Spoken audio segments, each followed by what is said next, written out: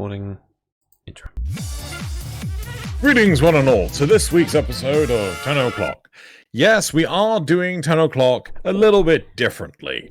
So episode 379, the success of last week where Loz was recording and everything, doing his epic mealtime dances for your amusement, worked really, really well. So we're going to continue down that line of progression right now.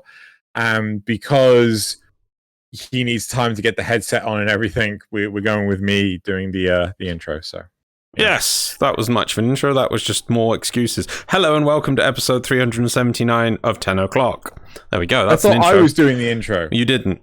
You mumbled some words. Yeah, that's what an intro is. Mumble some words. Have you never watched Star Trek?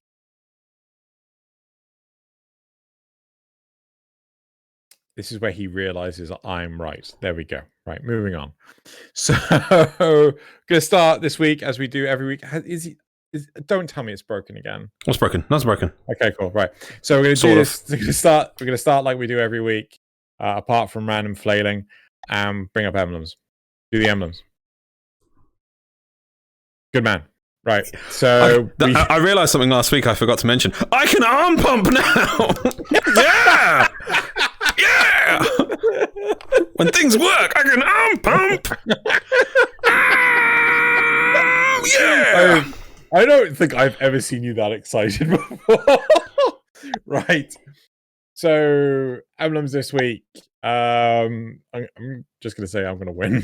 Right. Yep. However, if you wish to win 75 platinum for your platform of choice, go into the description below where you'll find this week's episode polls where you'll find these two emblems.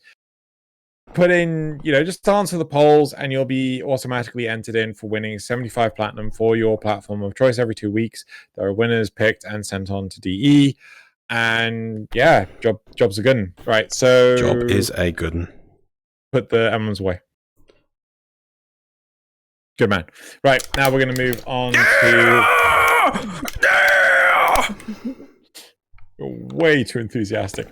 Right, now we're going to move on to... People will not appreciate how much failing because of one option in a menu we lost today. We lost like an hour and a half, maybe.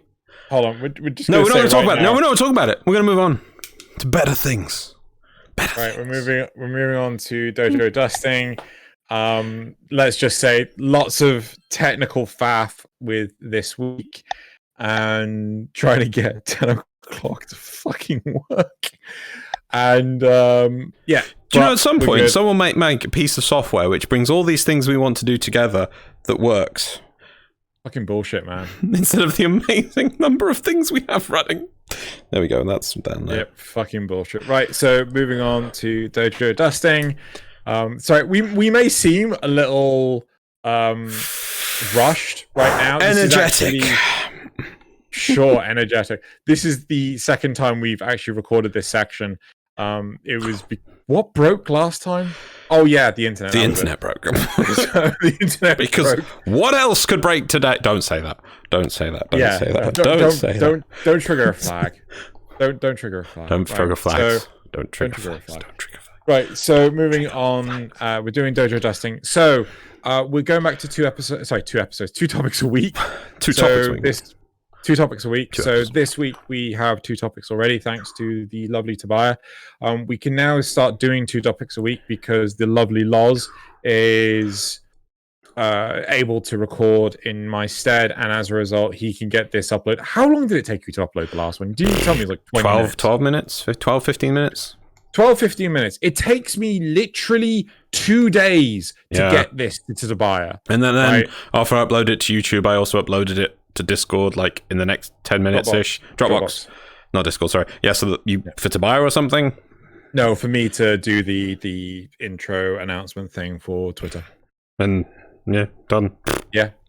It's manic. Anyway, so doing 2 topics a week, and this leads on to the core part of Dojo Dusting, which is if there are any Warframe creators that, they don't have to be official, or it could be unofficial as well, which is fine.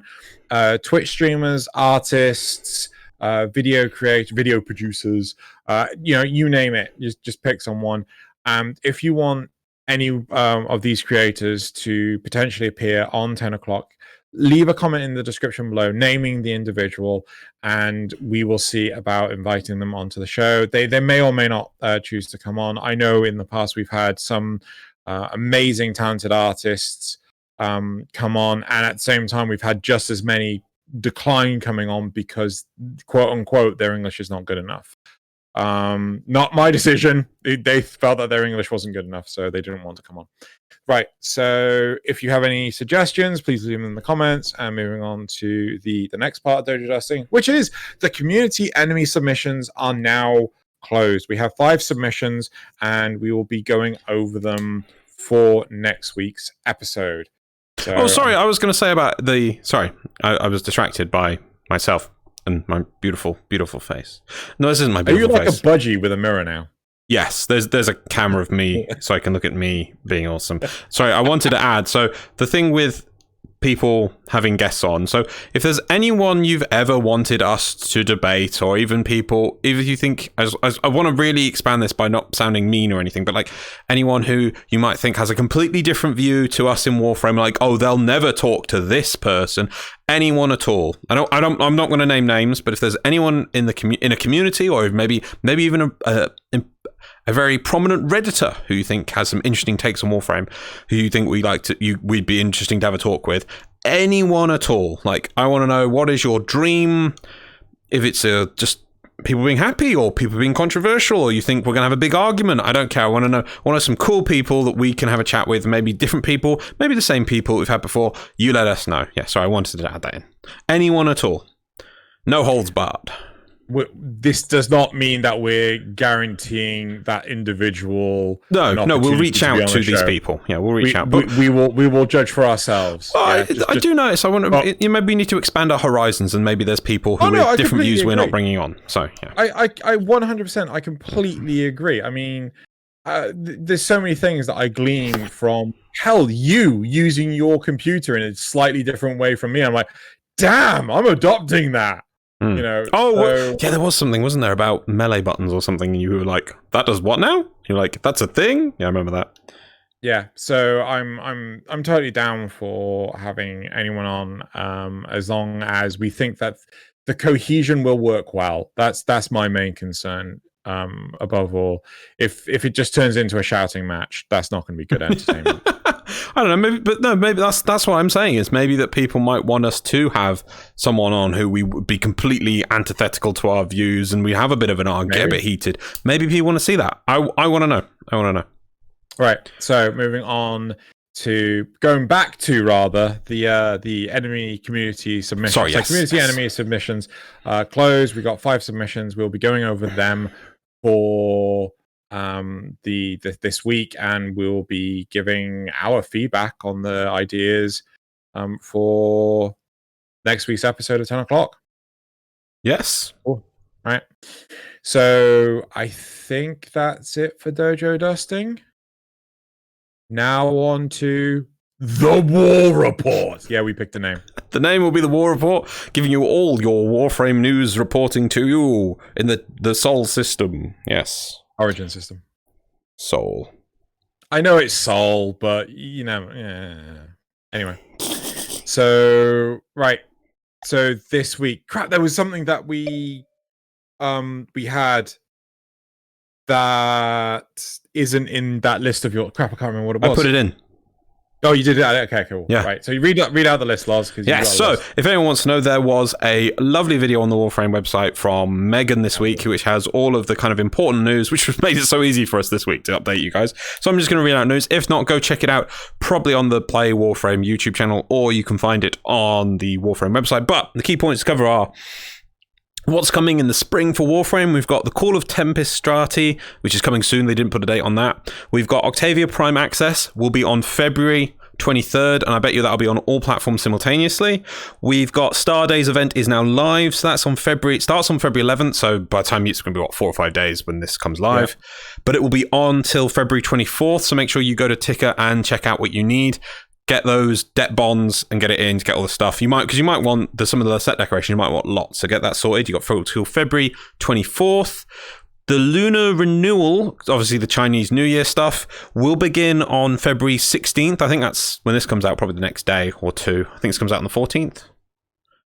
This comes out on the 15th. So 15th. So the very next starting day. tomorrow, there will be the lunar renewal stuff, which will have 3 new bundles, I think, in the shop for cool skins and weapons. But there will also be alerts. Yeah, love alerts for some cool skins. So look out for those. So that's running till March 5th. So that's going to be on quite a while. Oh, really? Yeah, so February 16th to March 5th. And then we've got the 8th anniversary is coming up. They mentioned that, so you never know. They might have something cool for that.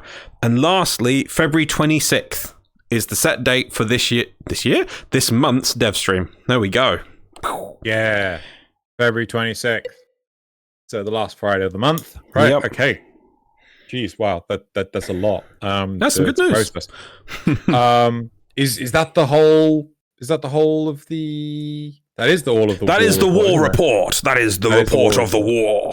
All the things you need to know in the fights. I forgot to take the time down. Good job, me. Right. He literally only has one job at this point. I do not have one. Okay, job. I'll give you have 2 jobs. One job is getting the time down. The other job is moaning at me to push these buttons up here. Yeah, Those are that 2 was jobs. the important part. Anyway, topics. So our first topic for the week. Press the button. That's the second button. Okay, so the first button is first button. The first topic is dual wielding. Oh, I saw what I did then. What? Again, I have to be very careful with my hands not to do things. Sorry, is it working? Yes, it is working. Then all is Right. well. And our second topic for this week is which NPCs know about our spoilers? Question mark. Press the second. You're supposed to reveal it, Loz. That's a Do 2. I? Yes, that's what I've always done. Have you never watched an episode? Right. Which NPCs I've listened know about... to episodes, but until now, with my now beautiful face, I've never had a reason to watch them. Now I will be able to watch my dramatic and amazing motions as my fingers break. This finger is now broken for some reason. Right, put it back to topic 1. Right, so dual wielding. Remember... I'll tell you, I can't dual wield with this finger, I'll tell you that. Wake up, finger. It moves, but... It wiggles. Who knows? Right. So remember 3 years ago when dual wielding was introduced by DE and said they would soon get to a point where you could dual wield more weapons than just pistols and a glaive. Whatever happened to that? Right?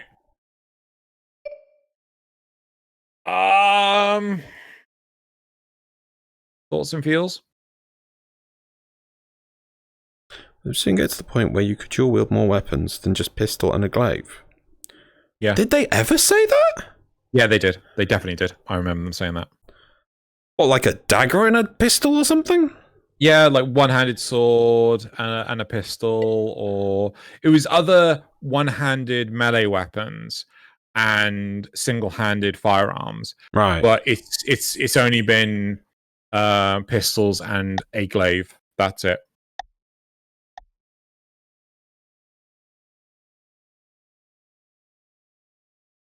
Thoughts? Feels? What other options would you want? List them out. Well, what other options you could have is pistols and swords, like maybe a distressor, like the rapiers. A rapier? Yeah, pistol and a rapier. And a pistol. Yeah, exactly. And then you go back. Pistol. Pistol has 2 fingers, thank you. 2 fingers. Pistol. 2 fingers. Yep. Yeah. Then what else is there? Avant-garde! How? Bad pistol. Bad. Right. I mean, I get the dagger. The dagger would be cool because, especially, well, I know they wouldn't do it, but could you imagine if you did a reverse grip dagger? That'd be kind of cool. Like, oh, they should totally do a reverse grip dagger. Yeah. Yeah, everyone's just going to go Solid Snake CQC. Exactly. I knew where you were going with this. But like, sorry, my point is like, do you want a polearm and a pistol? No, I think no, because a polearm, much like a dual nakana, is a 2-handed. Oh God, melee weapon. Right. Yeah. A guillotine and a pistol? Which one's the guillotine? Two-handed giant sword. Normally. No. Next week. It has to be a one-handed melee weapon. Okay. Like I'm pretty sure the Nakana can't. Remind me next week, and I'll give you your guillotine Krakata dual wielding. You'll see. Oh my god! I can do it next week. Sorry. Okay. So. Okay. My thing is, I really don't think this is needed. Right. Right. I feel it's quite clumsy to do the pistol and the glaive. Yeah. I don't know if this is a general consensus among the player base, but it is really unwieldy to try and do both. Yeah, you can master it to become super pro and awesome and everything, or you could just say, fuck it, I've got my pistol, I got my glaive, I'll just continue to use them separately. Yeah, this is one of the things I was going to say, and probably this is one of the reasons why they've never improved on it. How often do you use a pistol and a glaive together? I've only used it once for Pro tier event. Pro tier quest. No, I was mucking. Well, yes, I have used it then. Oh god, yeah, I did use it then, and I got really confused with the combat with it, didn't I? Yeah. Yeah. It does annoy me that they added this cool feature for this cool weapon where it charges and explode, and yet you don't even really need it for that mode at all. You know, when you go back into the... And then it's not used for anything. It's even got that weapon, that glaive pistol. So actually, there's that, because that is a bit expansion on the normal one, because that actually has a special UI component to show you the charge on it. Yeah, that's true. Never used again, really. Just used for that one quest. Made out like it was some amazing epic thing, and then just used it for the quest a bit.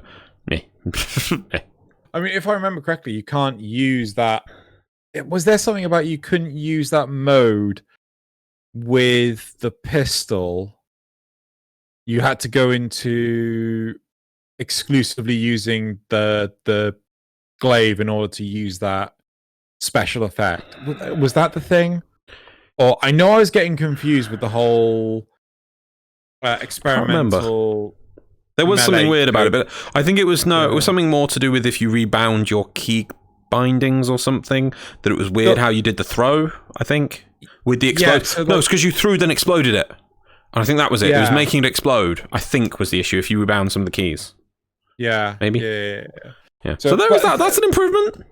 I mean, to be fair, though, like looking at this, right? Yeah. I mean, to me, it's like, I really don't care. But I think there is something said to the fact that, well, maybe I would care if this was explored more, if there was more of an expansion to it. Like, how different would it be to use the Distressor while wielding a Kata at the same time? Right. Yeah. So it's, I think, maybe I would care if there were more options. Maybe you would consider it more, but I'm not sure. I don't think it would bring much to the game, really, if I'm honest. No, I agree. I don't think it would at all. And that is, oh god, I think that you also have to realize the amount of dev work that has to go into this. Yeah. Because you would have to build stances for how many different combinations? I don't think you...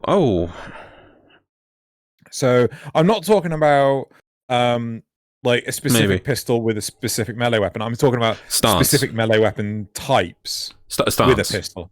Yeah.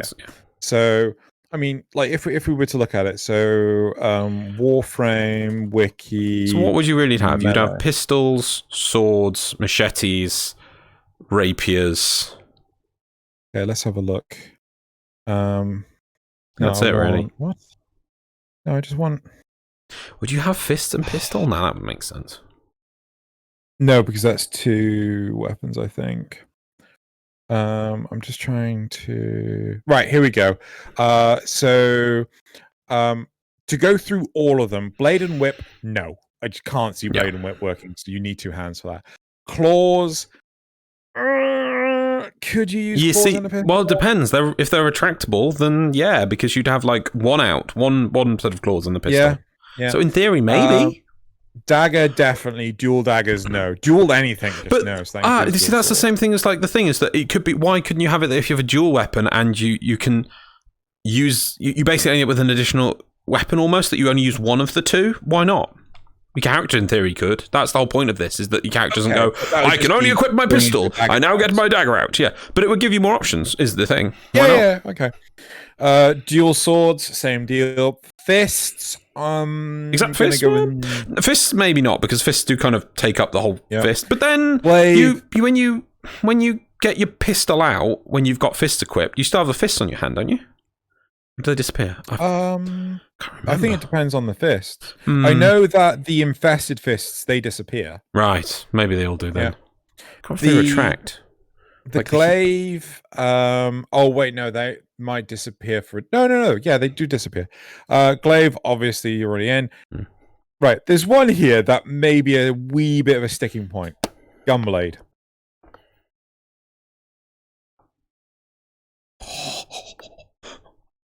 That would be so cool. That would be so bloody broken. Hammer, no. Heavy blade, no. Machete, yes. Nakana, I want to say no. Because you two-hand like a katana and things like that. You don't single-hand... Wait, we just had internet issues again. No, I can hear you. You there? Yeah, I'm there. Oh, son of a... Really? How can this can't be an issue? There's no way this can be an issue. Can you? I hope he's paused it. Hello? Hello? Hi. Okay, let's keep going. Oh, I didn't. I was still reaching over to pause. I have no idea why that would do it. There's no reason that it would cause an issue. What happened? Where am I? Pause. What? Thing. It's live. Cool. Where the hell? Oh, we were going through the weapons. That was it. We were going through weapons. So we hit technical difficulties. Apparently, VR chat. I think because it's Chinese New Year, there might be a lot of people doing VR chat right now because that happened on New Year's, as in 2020 to 2021 New Year. So that busted everything. For some reason, this is taking forever to load, so I'm just doing it from the basic loading area. Oh, it's all bright and I look wrong. Oh, God. Anyway, it's working. I'm not messing around with it.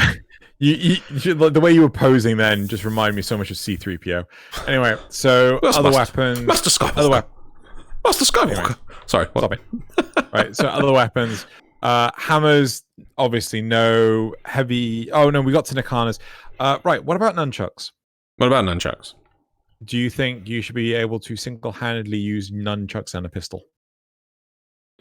No. I can't see why not. What? No? Okay. How would I'm not an expert at this stuff, I'm not Mr.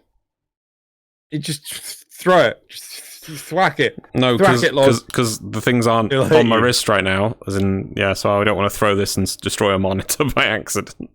I need my hands. Do you though? Yes. Do you really? Yes, okay, cool. So you're saying no for the nunchucks. I'm going to defer to you. Pole arms, no. Rapiers, yes. Scythes. I kind of want to say yes to scythes because they're not full massive things. Scythes could work. Yeah. Huh? Scythes could. I don't know. But they'd have to, again, I don't think you could have stances. You'd have to just make it simple for like the animating side of Jeff, that it would just be very basic animations. Like you would just have maybe a pistol. There'd be an over 1, 2, 3, and that would be it. It would just do that with a scythe. Sorry, I skipped a few. Sparring, that would be kind of weird. I punch you and then I shoot you and I punch you and I punch you. I shoot you. I punch you. Right.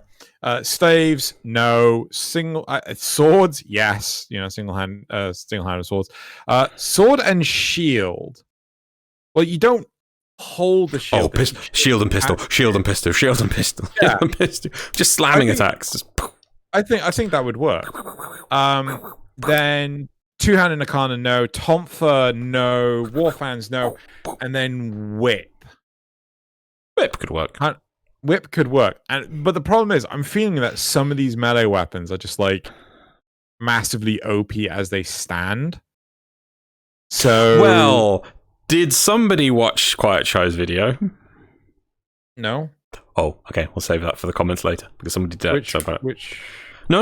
Okay. Well, which Quiet Show? Quiet Show released a video recently, which you will enjoy, and somebody put in the comments. I suppose it'll come later. She completes an entire entire level of Warframe, just pushing the melee key. Okay. And she wins the map. Doesn't push any other buttons but the melee button. I'm surprised by this. How? Well, because every time the melee combo consists, the character moves forward slightly. Maybe she might, like, I don't think, maybe she did angle herself slightly to walk a little bit, maybe. But, like... She probably aim with the mouse. Yeah, probably. But that was it. That was the entire gameplay loop, just... hitting the melee button. And everything dies within a massive radius, and she moves slowly towards the goal. So... Is this footage sped up? No. It's cut down, so you just see the key points. Oh, okay. But my point is that, yeah, melee weapons are overpowered. Right. Okay. Moving on. I'm not overly keen to see this edition. I'd rather see. Do you not think it's yes, bright? I know it's bright. It is so bright. But I personally, I would much rather see editions like the upcoming stuff for Railjack and things like that. In all honesty, should we move on to the replies? It's too bright. It's too bright. Yeah, okay, I get it. Do you want to move on to the replies? Yeah, sure. Or do you have anything you want to add? It's too bright. Okay, first reply is, we got mechs instead. Yeah. Yeah. Oh, your footage is paused, by the way. I just realized. 2 seconds. Yeah, I'll probably go full screen for a sec. Right, I'm just going to pause it. And then by magic it works! Sort of. Yes, look, I'm getting shot at. That's brilliant. Brilliant footage. In fact, it's footage of me standing still getting shot at. Brilliant. Anyway. Well done. Yep. Right, so the second one is Pepperidge Farm remembers. Yep. Next one, I'm still waiting on being able to dual wield Nikana Prime and Dragon Nikana. I know Teshin has them both, but yeah. No. D also said... Stop. No, I've got to say, like, you've got to let some stuff go. Like, I really feel that, oh, look, that thing can do it, therefore I want to do it, right? If the world worked like that, then I wouldn't have to suffer weird, stupid crap with my job. Like if someone saw, oh, that person could program, I want to program. Well, I wish it worked that easily. Yeah. D also said they are not making more promises until they catch up with the old ones they already made, but you don't hear people bringing that up. Yeah, because... Wait. The fact that this person... Wait, hold on. What? I mean, I think they're meaning that the promise of the... Yes, this issue right. with the lack of additional melee weapons with the pistols is not one of the things that people often bring up that D are missing or is still to be done. It is kind of a niche thing. And I'm ignoring about it. I'm not sure. It's too niche. I really feel it's too niche. I don't think there's enough of a drive. I think it's too convoluted. Or if we were in like some kind of Elon Musk future where we plug cables into brains and we're able to, control the Warframe to such an extent where we can actually dual wield like melee and firearm at the same time easily, then sure. But right now it's really clunky, right? The user experience is not buttery smooth. It just feels like you're trying to chew pebbles. Yeah, okay. What I'd really like is the ability to use a shield with a secondary, or just a shield-only melee weapon that lets you use it with anything. I have no idea how that would be balanced, but I wouldn't be that hurt if it sucked as long as I got to do it. I'm kind of on board for this. I think we've said this before. Yeah. We'd love to have like riot shields and stuff like that. So maybe you could only use a secondary or what have you. But I think the problem is that if people feel, I think the general consensus is if you take away something from the player base, they will really resist it, not like it, and complain until they get the full experience back, which we feel is the big reason, the big argument to why arc guns were not on the primary attack, the primary weapon and the secondary weapon replaced, which is what we always wanted, but instead just you get to summon it using an arc gun launcher. Yep. Hot take, I like the instant swap better. Being able to shoot, slash, and swap at the same time is a huge boon for the eject magazine mod or synth mod set bonus. Okay. That's fair, right? And they make a very good point, and that is probably a set of mods that get used much, and the ability, by doing that, it is great that you have that hot, quick change so that you can make use of that mod. I didn't even realize that is really great. But that doesn't take away from the fact that this person is wanting the additional thing. It wouldn't affect your thing either. Do you know see what I'm saying? So you can have both on this. That is a really good point to make, and it's great that it helps you, and I'll probably even try that myself now. But yeah. Next one. They probably backed off from implementing it because the glaive dual wielding mechanic sucked and actually made it harder to alternate between the weapons than if you weren't dual wielding them. They only recently got around to making glaives function in a reasonable way, and it's still kind of awkward. Glaive dual wielding? No. They're talking about the pistol and the glaive. I don't agree with the whole making glaives. Oh no, I kind of do actually. No, I agree with this sentiment full-heartedly, because using glaives before they homogenized the control scheme for melee weapons, it was real clunky to use them. It's just fuck it. But now it's just like, oh yeah, you want to throw your glaive? Oh yeah, throw your glaive. Yeah, oh look, you throw your glaive. Very good. Yeah, good job. Keep going.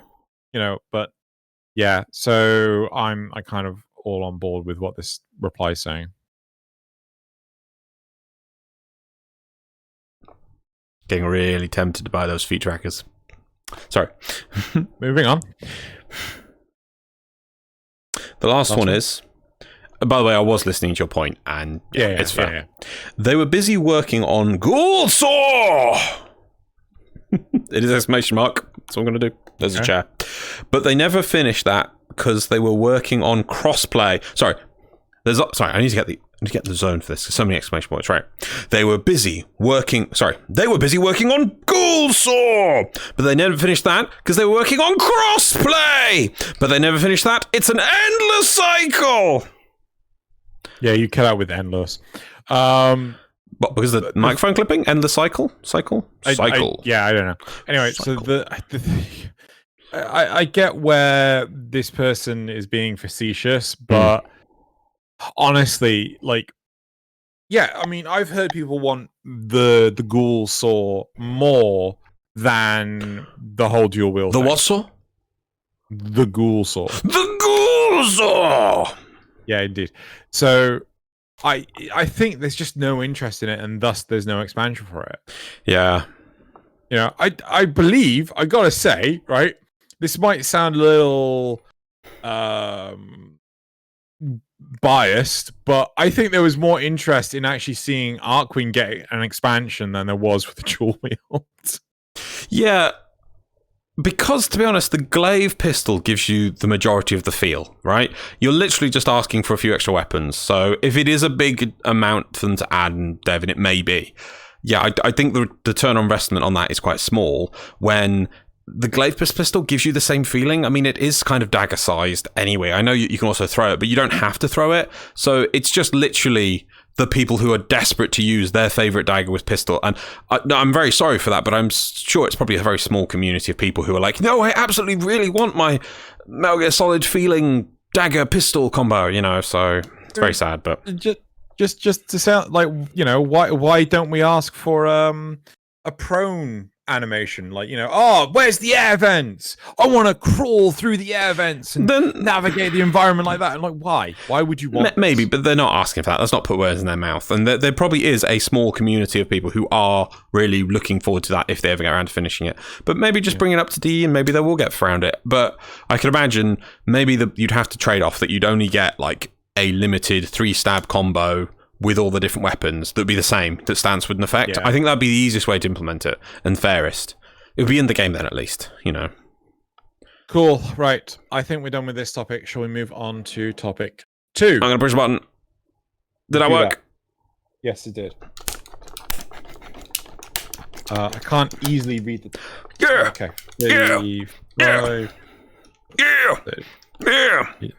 You okay there? Yeah, I can't move my feet. I look down, right, and when I move my head, I can see my feet like attempting to like think as if I'm walking, and it makes me sad. You probably can see my hips moving. It's just no, I can see your thighs going. That's just me moving my head around. That it thinks that it's trying to. We need to fix this. We need more power and more USB ports. Right. Okay. So second topic for this week, right? Which NPCs know about our spoilers, right? So we've got a Tobiah note here. Why the flip are we still calling them spoilers? The second dream occurred over half of Warframe's lifetime ago, right? Yeah. I kind of agree with the sentiment from Tobiah. Yeah. Because I mean, obviously we know we really love the guys at Saffron Square, but it's really interesting they do the same. They still are like, oh, we've got to protect the spoilers. We've got to protect the spoilers. And I know we've always had that new player thing that we really want them to experience the same thing we did with the second dream, which was like it built up to that amazing climax of reveal and things. But yeah, I think it's a point where we just have to acknowledge that it's a bit too long in the tooth to try and be like, oh, we've got to protect the spoilers at this point. But like the big thing is that the newer player base, to me, they're not going to get the same level of investment with who are the true pilots of the Warframes, because we had it for years where that mystery was unsolved. But now, if any new player just walks around Cetus or Fortuna and they just see a operator just stood around doing F4, they're gonna bloody know what which is just some person who was just busy doing something, accidentally pushed the button as they were going AFK, and they left their character in the middle of Fortuna just standing there like, I am a child, you know. But you know, they didn't mean to spoil it or anything, but it will just happen. So if it was possible, if DE like tried really hard themselves to keep the secret by, you know, you couldn't matchmake with players that had done the second dream, or that when they go into that form, it's sort of like a ghostly shimmer for them. As in, oh, what's that? I don't know what that is. That's weird. But I can't see it. It's like I'm being blocked by some sort of... Oh, what's the term from Doctor Who? Filter. It's a sense filter with the brain and the acknowledgement, and I can't remember it. Damn it. That thing. Perception filter. It's like by some reason my Warframe is not perceiving what this weird shimmery thing is, but it's killing people. Ooh, weird. What's that? Ghostly. Ooh, you know, that kind of thing. Yeah. You know, but it's yeah. So I you know, is it time that we just give up on spoilers? Yeah, you know? I'm with you on that. Over half. When did Second Dream come out? Remember the year? Like 2016. If it's 2016, so that's what? Yeah, it is over half. We are now over half. There's now more game with second. No. Hold on. Think about it. Was it before or after the first TennoCon? I don't know. Just Google Warframe Wiki second dream release date or something. No, it was before, because the first TennoCon was supposed to be. Remember that it was the year where they kept on pushing back the War Within. Yeah, so it was 2015 that they did the second dream. So it's what? It was late in the year, so it's 4.5 years ago, basically, at this point. Basically, yeah. Yeah. So there is more Warframe that happened since the War Within than before it. Sorry, than the second dream. Oh, second dream. Yeah. And I'm kind of... Right. OP. I was wondering. Right. Yes. Okay. Fine. So I was going to write a question. Right. I was pondering the lore and got to wondering. Oz, read it properly. Of all the people we know as Tenno, which ones are aware of our true natures? Definitely no. So this few list appears. Definitely no. Onko, Little Duck, and Lloyd. These characters can only be spoken to in operator mode, so obviously they know. Lloyd knowing also means that Otak is technically aware as well. Yeah, but does Otak really have enough like wherewithal? Yeah. Does he really know what the hell's going on? Ballas and the sentience, again, obviously Ballas telling the sentience what we were is what started the whole mess. Red Veil, they were founded by a Tenno and were aware of transference and how it works. Were they? Who were? The Red Veil. Did they understand transference? Rel. Why? I remember because they guard his harrow that he's in. Yeah, they guard the harrow. Yeah, right. But do they know that there's a little kid that's effectively possessing it? I think lady who is the main point of contact in the quest. She had a name. Wow. I think she knew, sort of. I think because I swear. It's been a long time since I've played the Chains of Harrow, but I think they make a comment about like how long he's been in there or something. They make some allusion to it. It could be like a spirit or something like that. I get what you're saying. Like this definitely, like for me, I have to play that again to be 100% sure. But I think they know the difference. Well, they must know there's something going on because I swear that she calls it Rel, but I think they also call it Harrow. I don't think a Harrow is ever mentioned. This is like a very unique thing. I probably wouldn't remember. Yeah. Okay. I have to go check that one, but maybe. Grenier Queen's in Teshin, obviously. The Stalker tried to kill the operator in person, got freaked out because he forgotten he was also some dude using transference. I still say the sacrifice was supposed to be Stalker's story. Yeah. Right? It makes so much more sense if it was Stalker. It also it rounds off Stalker quite well. Obviously you'd probably still fight Stalker past then, but it would just okay, fair enough. But you know, Stalker it would have worked better, but because of that, they still now need to come up with a Stalker story. Yeah, true. It needs to be answered at some point, and especially now there's acolytes as well. Who be they? Yeah. Father in the introduction to Operation Orphix Venom, Father directly refers to our void powers and the effects they have on the sentients. It makes sense he'd know as much as possible about the kids that replaced his babies. In all honesty, I would have also thought Mother would know about this as well, because... Well, if you keep going, she's under probably no. She was just... Okay. Should we just go through the whole list? Yeah, just finish the list. Okay, cool. Probably Yudico and Biz. We talk to Little Duck in the same room. Yeah, well, that's going to be a yes. Yeah. I mean, Little Duck literally says, I won't talk to no tin can. And then it's like, oh, okay. And the character then, you know, if I was talking to somebody who'd be like, I'm not going to talk to you like this. And they go, oh, I'll be right back.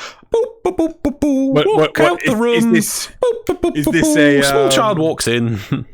Is this a what's the name of the damn thing? I can't remember what it's called, Loz. A Marvel Comics thing where Spider-Man revealed his true identity on national television, but everyone shoved their fingers in their ears and closed their eyes and started going la la la la la all at the same time. And Clark Kent wears literally a pair of glasses, and nobody recognizes the most famous person on the planet.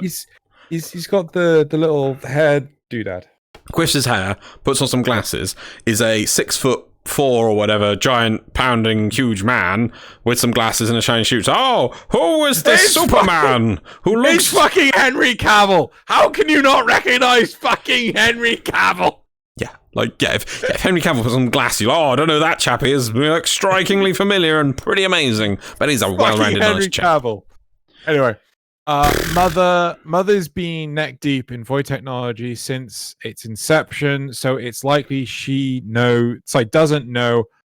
It's unlikely she doesn't know about the origins. Wait. of the Tenno, Yeah, no, I'm with you. Actually, can I just point out, freaking every Orokin knows. I'm pretty sure. Yeah, probably because of the whole Orokin. No, I mean it was like the big thing to why Margulis was executed and things like this. Yeah, no, they make a point about in one of the, I think in the one in which you have I don't know, some simulacrum sanctuary. The sanctuary law reveals the one where it's one. Oh, is it Mag Prime's law entry where there's a Orokin trooper with a percussion rifle, and there's about they go through the teleport to the Tau system, I think, and then they get attacked by a worm ship. I swear they mention the Tenno and they say like, it's in the mag is in the thing with them lined up, and it says how like they're hated things or something, obviously indicating that Tenno or the concept of Tenno is something known in society. Or maybe, but then again, I guess you could say that the Warframe. They would just call the Warframe a Tenno, like we used to, and didn't know the difference between them. Maybe. Yeah, I think that was a big part of it. But the thing is, who made the heart? Grandmother, I thought, or the dead man. But no, the dad, the daughter, mother's dad. Did he? I can't remember. Because he was the one who did all the experimenting. Spoilers, wasn't he? He was the one who went to see the. Yeah. He was the one that actually finally broke the door. Yeah, but that's the door, right? So he created the door and everything. But like, I can't remember.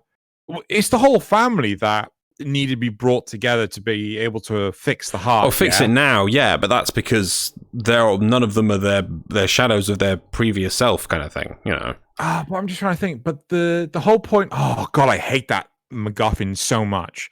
I really feel that it should not have any impact on our beings at all, right? Well, it was like, this is so important. Everything you know will fall apart unless we fix this thing right now. It's so important, and you didn't know it was there. It was helping you all along, and it's broken. Oh, we fixed it now. All right. Yeah. We're going to come back, power it up, fix it, charge it. We're going to do anything this again? Nah, it's fine. You just put it back in the cupboard. Yeah. But the thing is, like the heart pumps the void into the mortal plane or whatever you want to call it, and vice versa. So it interchanges, like, I don't know, submatter, antimatter, matter, between the two dimensions of reality, or the two planes of reality. But the big thing for me is, why did they need to build this thing? And it was to do the whole. Oh no, it was to do the space travel, wasn't it? I remember now. The whole reason, the whole motivation for Grandpapa to do the heart, like to open the door, was to be able to utilize the void for space travel for FTL. Because the whole society was falling apart. Because they were just on Earth at that point, if memory serves. No, I think it's more that they're throughout the solar system, but it's more that they are. I don't think.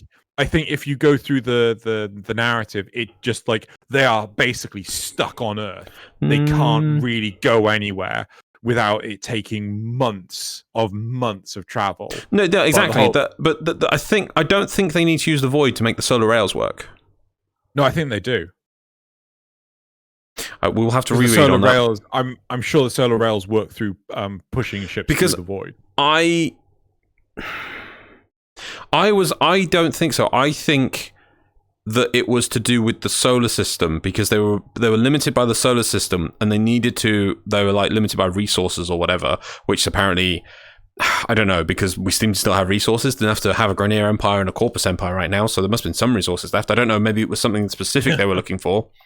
Yeah. But they weren't able to expand beyond the solar system, so they were thinking that there's only so much time until their civilization collapses, because they were limited by that, and they needed to be able to go between solar systems, and that's why. And I swear the first test, the 10-0, was a test of the FTL drive, the Void Trip, to practice so they could go to the Tau solar system, I think.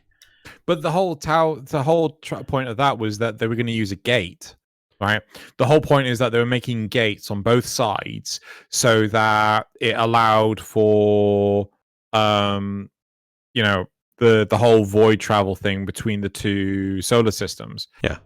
And the idea was that they made the gate on Tau, but there wasn't a gate here as of yet. So they sent the sentience through to Tau to make the gate so they could travel to it. They made the gate here first. They then broke the gate here because the sentience rebelled. Oh, no, they did break the gate here. Stop sentience coming back. Well, I thought they sent the sentience the long way. Yes, I think they did. Yeah, they sent. Yeah, okay. Yeah. It's weird. Or they ship them one way through the void, but two ways is poisonous. But that's the thing, because it's getting to the point where we're now 8 years, and the story still has holes and things, or ums and ahs and things about it. The thing is that they're constantly building on the lore of the game, but not the plot. Yeah. Right. Anyway, let's move on to these more characters. Yep. Okay. Sorry. Because I know, by the way, we could, if we really wanted to get into topic, we should just have Zale in here and say we just give in to Zale and Zale tell us what's what. That's what we could do. Maybe we have to do that in the future. Let's continue. Yes. So we've done Mother. Alad V. Alad's multiple appearances and event-specific lore make him a bit confusing. He starts off ignorant in the second dream, but in his last timeline appearance, he watches us fight the Roper List, which involves a lot of running around as an operator. I'm pretty sure Alad knows. I'm pretty sure Alad 100% knows. By this point, I'm sure he knows. I swear, he makes even allusions that if he isn't, he is literally at the concept, and he's just missing the whole picture. Because he even talks about in the whole thing with the hunt for the reservoir, and he says about, like, I've chopped up warframes and it didn't make sense what was inside, sort of thing. That something was missing. Yeah. You know, even Vor says there was something wrong with inside of you and things like that. So, yep. Moving on. Nora Knight certainly seems fond of us, and we seem to be her target audience. Nora addresses her listeners as kids and dreamers. Yeah, how does she not know? She knows. I don't. Oh, she knows. Now kids, she knows. Okay. Now we know. Now. But though, whether she's means us specifically, or if these are just general terms of endearment for her, whatever. Okay, right. Her wider audience is unclear. It's just Nora. Drew's favorite team, the Arbiters of Arbiterness. These guys are all about the Tenno.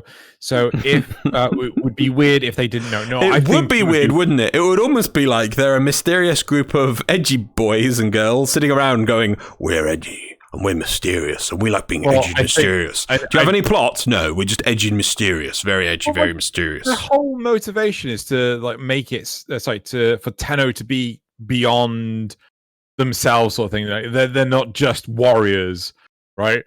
But you need to try harder. Try harder. That's right. Good. I just want to point something out. Mm-hmm. Anytime I need to adjust my pants, you can see. It's getting a bit tight over here. Oh, yeah, people can see it's like, there's balls down here. Yep. Barrow at the end of Sands of Aniros, Barrow makes an oblique remark about knowing why Aniros didn't answer his prayers as a child, inferring that he knows how warframes work and why they weren't around for a while. The fact that he's been helping you build and assemble parts of Aniros would imply he knows that they aren't beings in their own right. I disagree with that one. I think he's like, now I know why Aniros didn't come and help or come back or anything like that. Because he's dead. Yeah. However, I think Barrow would know.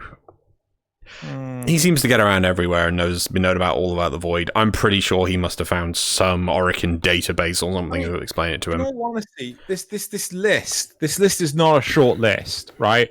With all these prominent figures knowing about what the Tenno are, there's a much higher chance that this information will become public knowledge, and then, it's I think it's going to be common knowledge. Yeah, no, it's part of the. It really frustrates me that they how far, as you're saying, they add to the plot, no, the lore, but not the story or the plot or the story plot.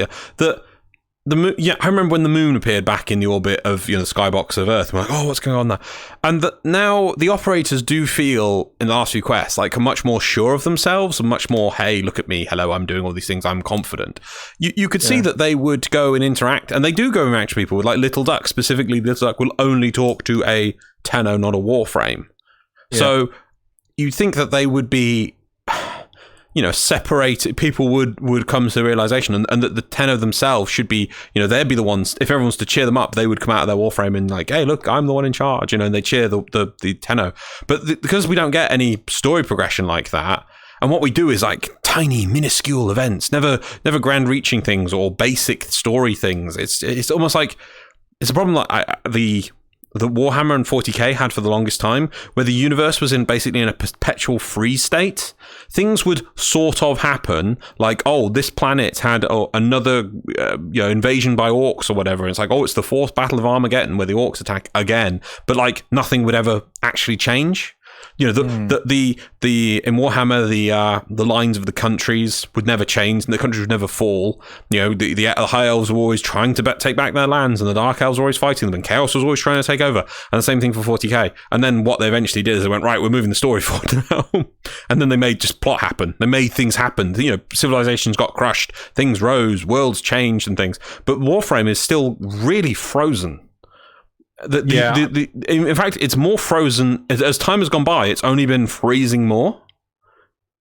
Yeah, I think a large part of the problem is that with the narrative, they're trying to make sure that the player base is able to experience the plot from where everyone else has experienced it. Yeah, and I both appreciate and detest this, because it just like, oh yeah, like these events didn't happen. Like, for example, if there's a small group of Tenno that went through the second dream and they brought the moon into the solar system, well, and I would say one Tenno, by the way, because I really want to push this point. The story ever show one Tenno. Yep.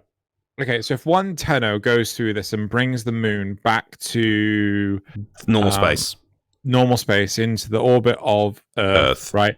Then every other Tenno, every other Warframe should just see it regardless. Yeah. Right? They should be able to bear witness. But no, they have to have the single player narrative. And don't get me wrong, I really love the second dream, and I love the War Within. I love the fact that everyone gets to experience it, but the narrative, it doesn't blend well to there being more than one Warframe. They are tailored to a one player being the hero of the solar system story. However, they have no allusions to you are one of many Tenno. However, the bounties, the small time quests, all that stuff, it all alludes to there being multiple Tenno. Yes. Right? Anyone out of a cinematic quest will infer there'll be many Tenno.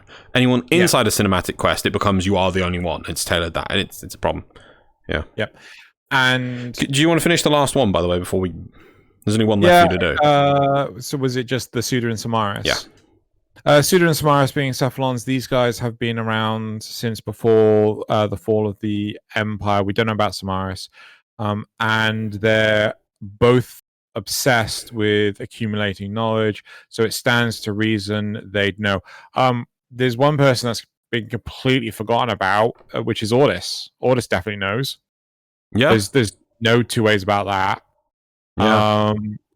Yeah. And Ordis was around before the fall of the Empire because he was ordering Karis. He tried to kill Ballas. I think he does kill Ballas, but then Ballas just like, I have another body. So I think that it's going to be common knowledge, but at this point in time in the narrative, like, you just can't keep that secret. Yeah. Right? If you're going around at any point in time, running around as a kid, shooting stuff, everyone's going to know, right? You know, so right. I think we should push down to the comments. Sure. Sorry, there was actually one point. It says, and further breakdown, you may just want to see the whole thing. I don't know what that means. No. I don't know if that's from Tobiah or not. Oh, it's possibly from Tobiah. Let's have a quick look.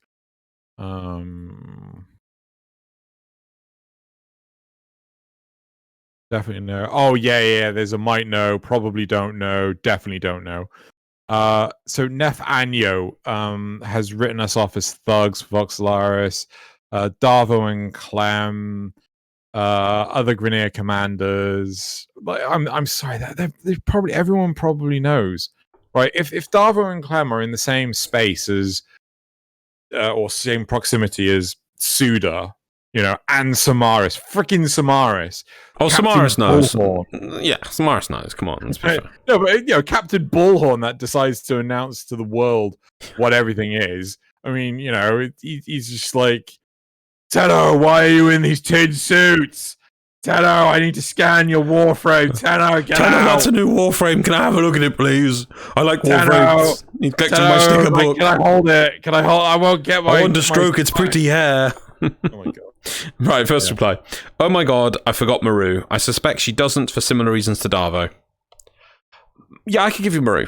No, Maru I think they all know. I think that either they all know, but if they think, I'm with you. Actually, sorry, they all know. I'm sure at this point. I would love to see the story move on to everyone knowing, so we can just skip spoilers.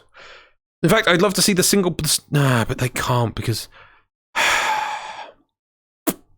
Yeah. I think I'd love to do a video explaining how it would have been better if Warframe worked its updates into the similar method to how World of Warcraft did its story with separated expansions, because because they're all on the same one solar system, and it's like a theme park, and they keep adding attractions to the theme park, to the whole theme park. They add attractions, but then it's almost like the attractions are part of a story, so they can no longer remove attractions from the theme park. But the problem is the attractions are at the start of the theme park. And now there was a story of how you're supposed to travel through the theme park, but now when they kept adding them, they then kind of added them in all out of order. So as you travel through the theme park, the story kind of is a bit messed up. Kind of. Yeah. Anyway. I don't think the bad words. I don't think Parvos referring to Protea as a person is inaccurate, since Umbra used to be a dex. I believe most frames used to be people who were turned into warframes, which then were replicated by infested engineering. Sorry, we know that for fact. Engineering.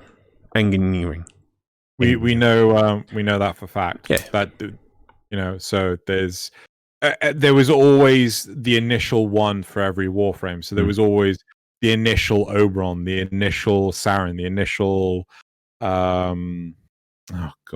Excalibur. All of them were they started off as an individual, but it was only the Tenno that allowed them to, you know, calm them down, live outside of the trauma that the Ark inflicted upon them. The only problem we have right now is the lore behind the Skiajati blade. Do you remember that? So basically, it implies that Umbra came before everything else, but we know that Umbra was after the establishment of warframes. Yeah. Yeah, and it's just like how can the blade could have been made before it was his? Did it say the blade was also made specifically for him? No, it predates everything in your arsenal, right? So, that's the word. It says that. Yeah, but Excalibur Prime is supposed to be. Yes, I was about to lean in and say but Excalibur Prime was first. I was about to lean in and do that. So it's like this doesn't make sense. But the blade could have been made first, but then it was just kept in an arsenal until it was given to Umbra. Or maybe it's somebody writing the lore for that, the flavor text, was like, it would be really cool if it said this predated everything, because that sounds amazing. It's like, but it's also Umbra special blade, so it sat in a bin for ages. No. Maybe it's just a simple case of this was his blade as a Dax, right? Ooh. Oh yeah, Dax predated the Warframes. Yeah, simple solution. That dad Dax was kind of famous, wasn't he? He did have there was like a portrait of his successes and things, so he would be. It would make sense. A gift to him would be a special blade. That would make sense, wouldn't it? Yeah, maybe there we go. Yeah, let's move on. I wouldn't assume the Red Veil itself knows as much as Palladino does regarding Warframes not being beings in their own right. The Sacrifice and the Levarian suggest otherwise. I haven't. How much have you done on Levarian? Have you read everything in Levarian? No, not everything. I've done Nova, Nezha, Ivara. I've done a lot of them. I really need to get around to doing it. But I love the stories. I love Novas. Novas is amazing. Do you know what Novas is? I just said I haven't done much on Levarian. What did you say? I had done much on Levarian. Oh, okay. And I needed to go. You should totally do Novas. Don't Novas. Spoil it for me. I shall see it myself. I nearly did. I nearly fanned out on it. But No. Mother says something about exploring the vaults once we've unlocked our full powers, so I reckon she knows. Ooh. Yeah, I wonder if there is some actual special flavor text for if you haven't unlocked operators when you go do the Heart of Demos first. I don't think you can do the... No, so the thing with doing the Heart of Demos quest, you don't need your operator. Right? No, but I bet afterwards or maybe during, there might be some lines saying... But I imagine in the vaults, you can't do the vaults until you have... Oh, no, that says... Mother says something about exploring the vaults once we've unlocked our full powers, so I reckon she knows. Yeah. Vor definitely knows what the Tenno are, at least realizes that Warframes are part of a bigger picture. He specifically mentions the Warframes being lenses for our furious light. I was about to break into the Vor speech, but I won't. Okay. You don't know. I don't remember the Deadlock Protocol quest in great detail, but I find it hard to believe Parvos doesn't know about the true nature of Protea. Do they ever explain why Protea is in the Grand Void in the first place, and why she serves Parvos? Does Parvos have a bootleg version of a transference and control Protea? No, she says she was a gift from the Orokin to him for his work as a bodyguard. That was I mean, didn't the Orokin... I don't think she has a Tenno at all. Well, not initially, but I'm pretty sure that Parvos was used by the Orokin to placate the Corpus, to give the Corpus the feeling that they could actually progress in a society, but they weren't. They were still slave labor. Yeah. So maybe it was just, the Orokin using Protea to keep Parvos in check. But that would indicate that... No, she's too loyal for that. She's far too loyal. She basically... Sorry, I just thought of something. That would indicate that Warframes existed pre the Sentient War. Why? What? Because I didn't... So... I don't know. Like, it would make sense to me that... So, the Orokin gave Protea to Parvos. Yeah? But the Tenno were used... So... Sorry, I'm trying to get my head... So, right. Tenno were used to calm down the Proto Warframes, because the Proto Warframes were committing suicide. Right? You remember this? They were uncontrollable.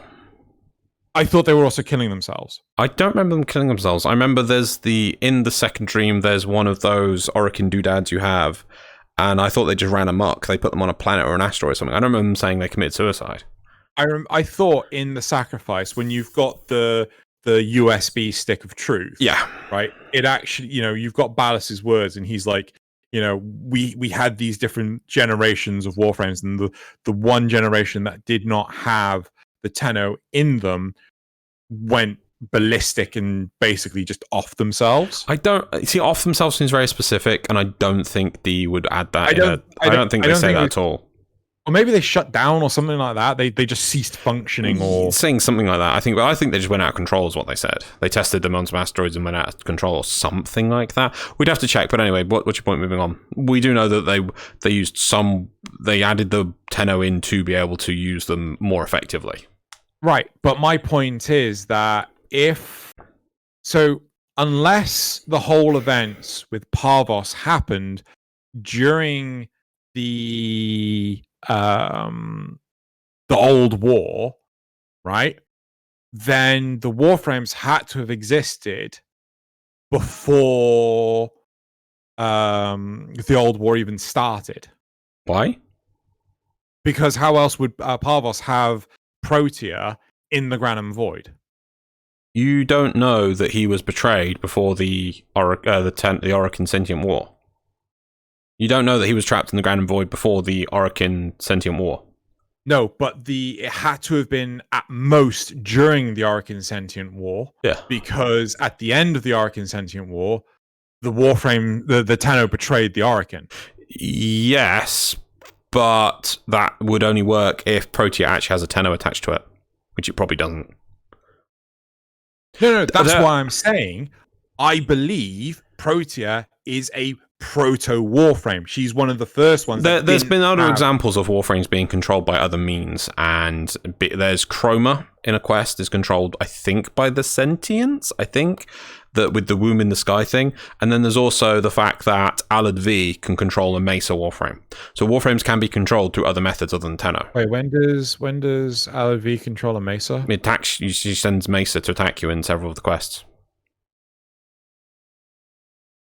In several of the that had to have been during the quest, Mesa attacks you, as in with the neck thing on.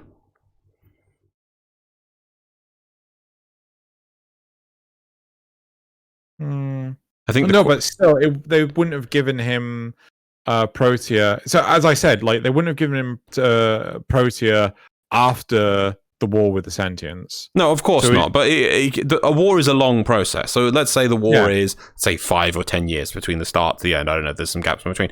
In that 5-10 year process, he's obviously still working for the Orokin, and they get better at making warframes, and they find other methods to just maybe control or reduce their, like maybe Protea isn't fully released, and it's just sort of dampens her mind, so she works in just a basic bodyguard function and just works on autopilot kind of thing. So there are precedents for it. I would be interested. Does DE have the answer? Does DE know when the events stuff happen? No, honestly, like it might sound weird and romantic, but I would love to. Maybe I need to really ask Zale. I don't see how the Chroma quest fits in with the current story. Like the Chroma quest was like alluding to things like the womb in the sky and all this other stuff, and it's like who was controlling Chroma and why and what was going on. Oh, and the arcane boiler, I think it was, that never got explained. What the fuck is the arcane boiler? There's an infested mob that turns up, and it's the only one named it with a prefix like arcane or something, and it's like, ooh, what's this mob? Ooh, important. Ooh, and nothing ever came of it. I think it's arcane. Is it arcane?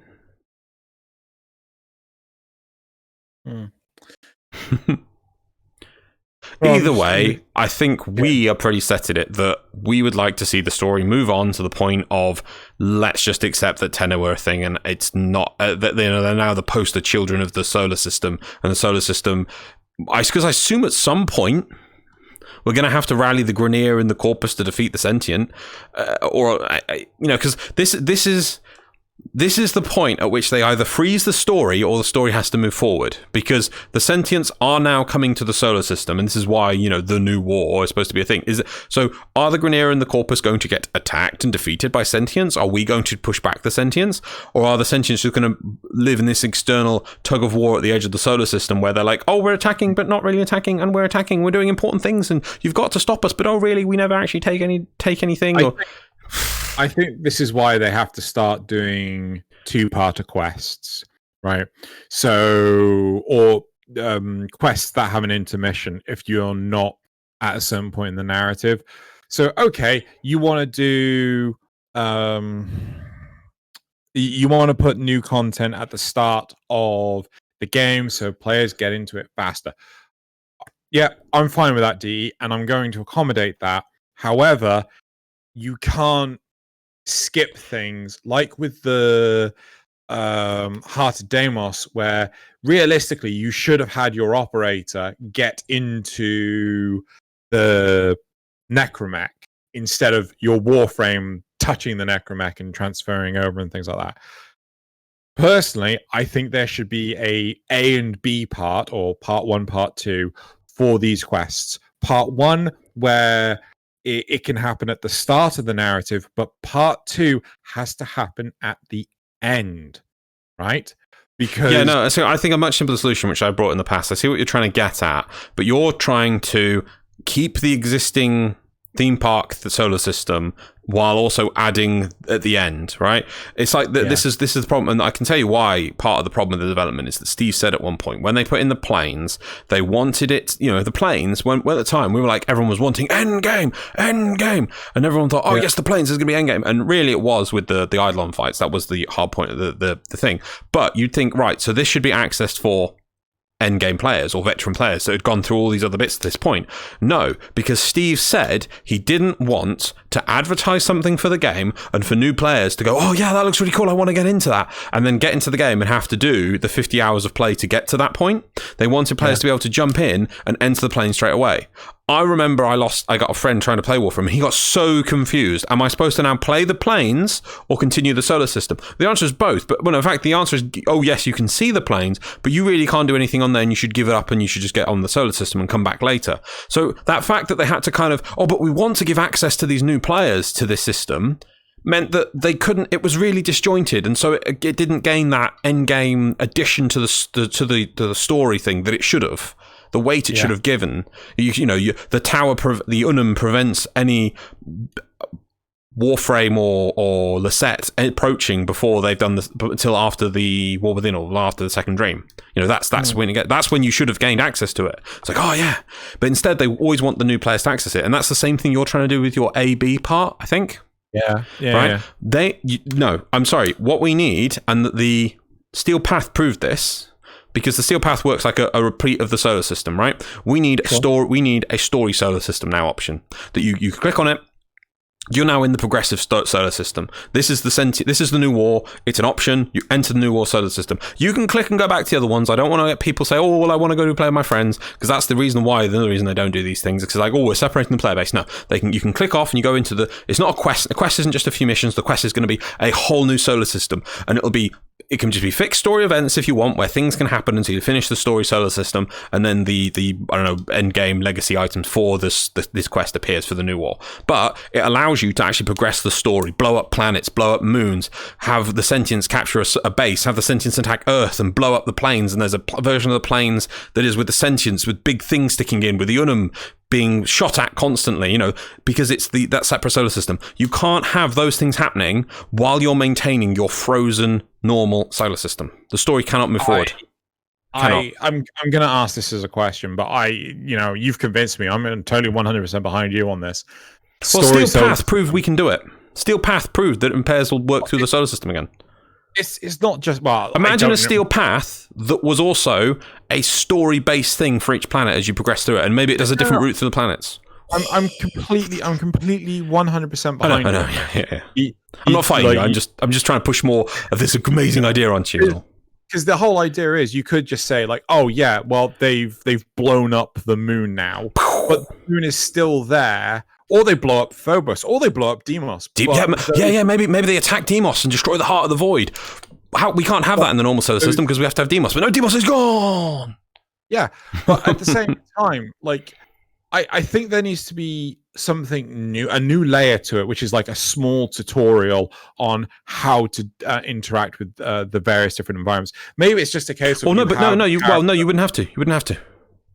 Because from what I'm saying, because your integration with things like the Plains of Eidolon or Fortuna is done through a quest.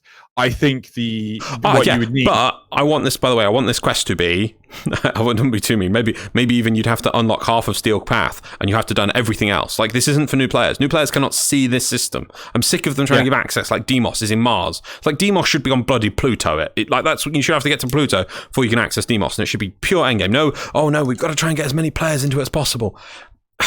It annoys me. Do you think I know I'm sorry to give this comparison, I'm ranting on and whatever. I'm sorry if anyone was bored and locked off for it, but like, do you think World of Warcraft goes, here's a new expansion. We've just had the Shadowlands. And new players go, I want to play that today. And then, no, I've got to level up my character at level 1. I've got to proceed to this other story. I'm going to give up now. Because I saw that in the expansion I saw on the TV. I don't get to play that within 5 minutes of play. I'm giving up now. No, it seems like, whoa, I want to get to that content. You get into the game. If you want to access that content, you have to work through us other things. You have to earn the right to do that. Whoa, wow, really? Okay, I better do this other stuff first. That's going to be really cool. Yeah, you see? You earn it.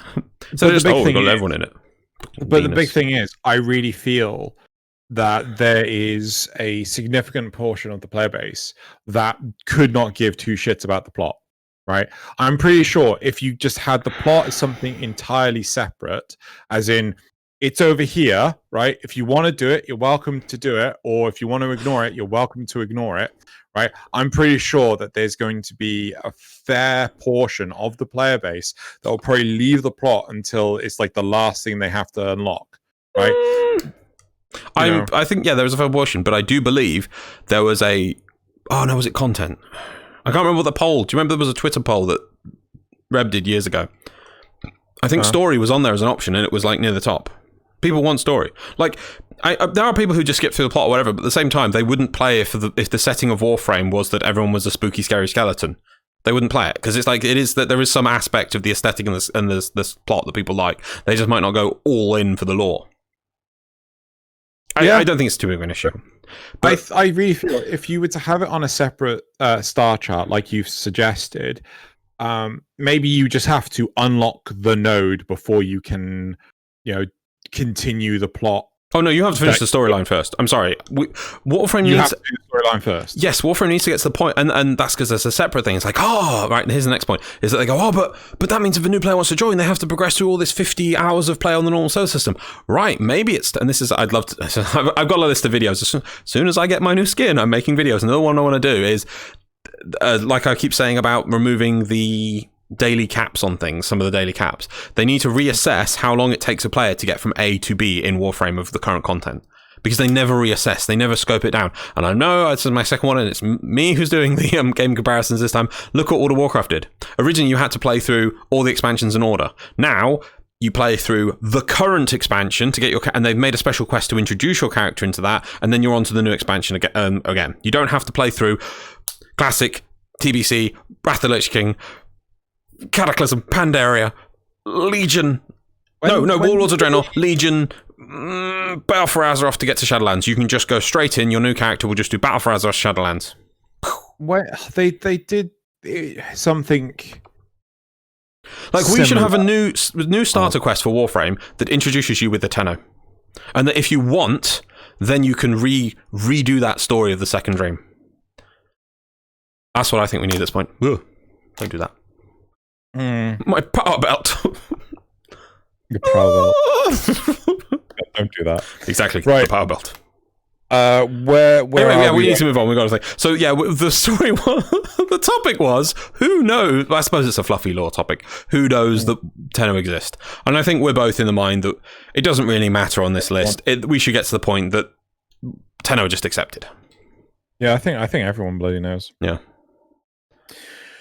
Right. I think that's it for this topic. I think the topic's off. Topic's off. Topic's off. Right, and we're now going to move into what? Topic's off. Did it work? Yeah. Topic's off. And we're going to move into the. Oh wow! How long were we on that topic? Bloody hell, we were going at it for bloody ages. Shoot. Sorry, new keyboard. I'm sure this will have the least number of views of any 10 o'clock episode as they're just going down. But don't worry, new content will come and then the people will return, I'm sure. Really? Right, so let's get on and talk about the graphs, right? Sorry, I went across to shoutouts. And now, oh, yes. Okay, right, ready? Graph 1? Yeah, graph 1. Did it work? Cool, right. So I'm waiting for, why? Well, yeah, there we go. Right. On average, how much do you currently play Warframe in a week? Right. 0% said that they're currently not playing Warframe. Right. 21% said less than an hour. 33% said more than 10 hours. And 46% said 1 to 10 hours. I'm probably 1 to 10. Yeah, I'm definitely in 1 to 10. There's definitely enough content for me still to do that I'm outstanding that I need to do 10 hours or more really to catch up. But the thing is, I don't want to burn out on it, so I'm doing 1 to 10. Yep. Right. So next question. Right.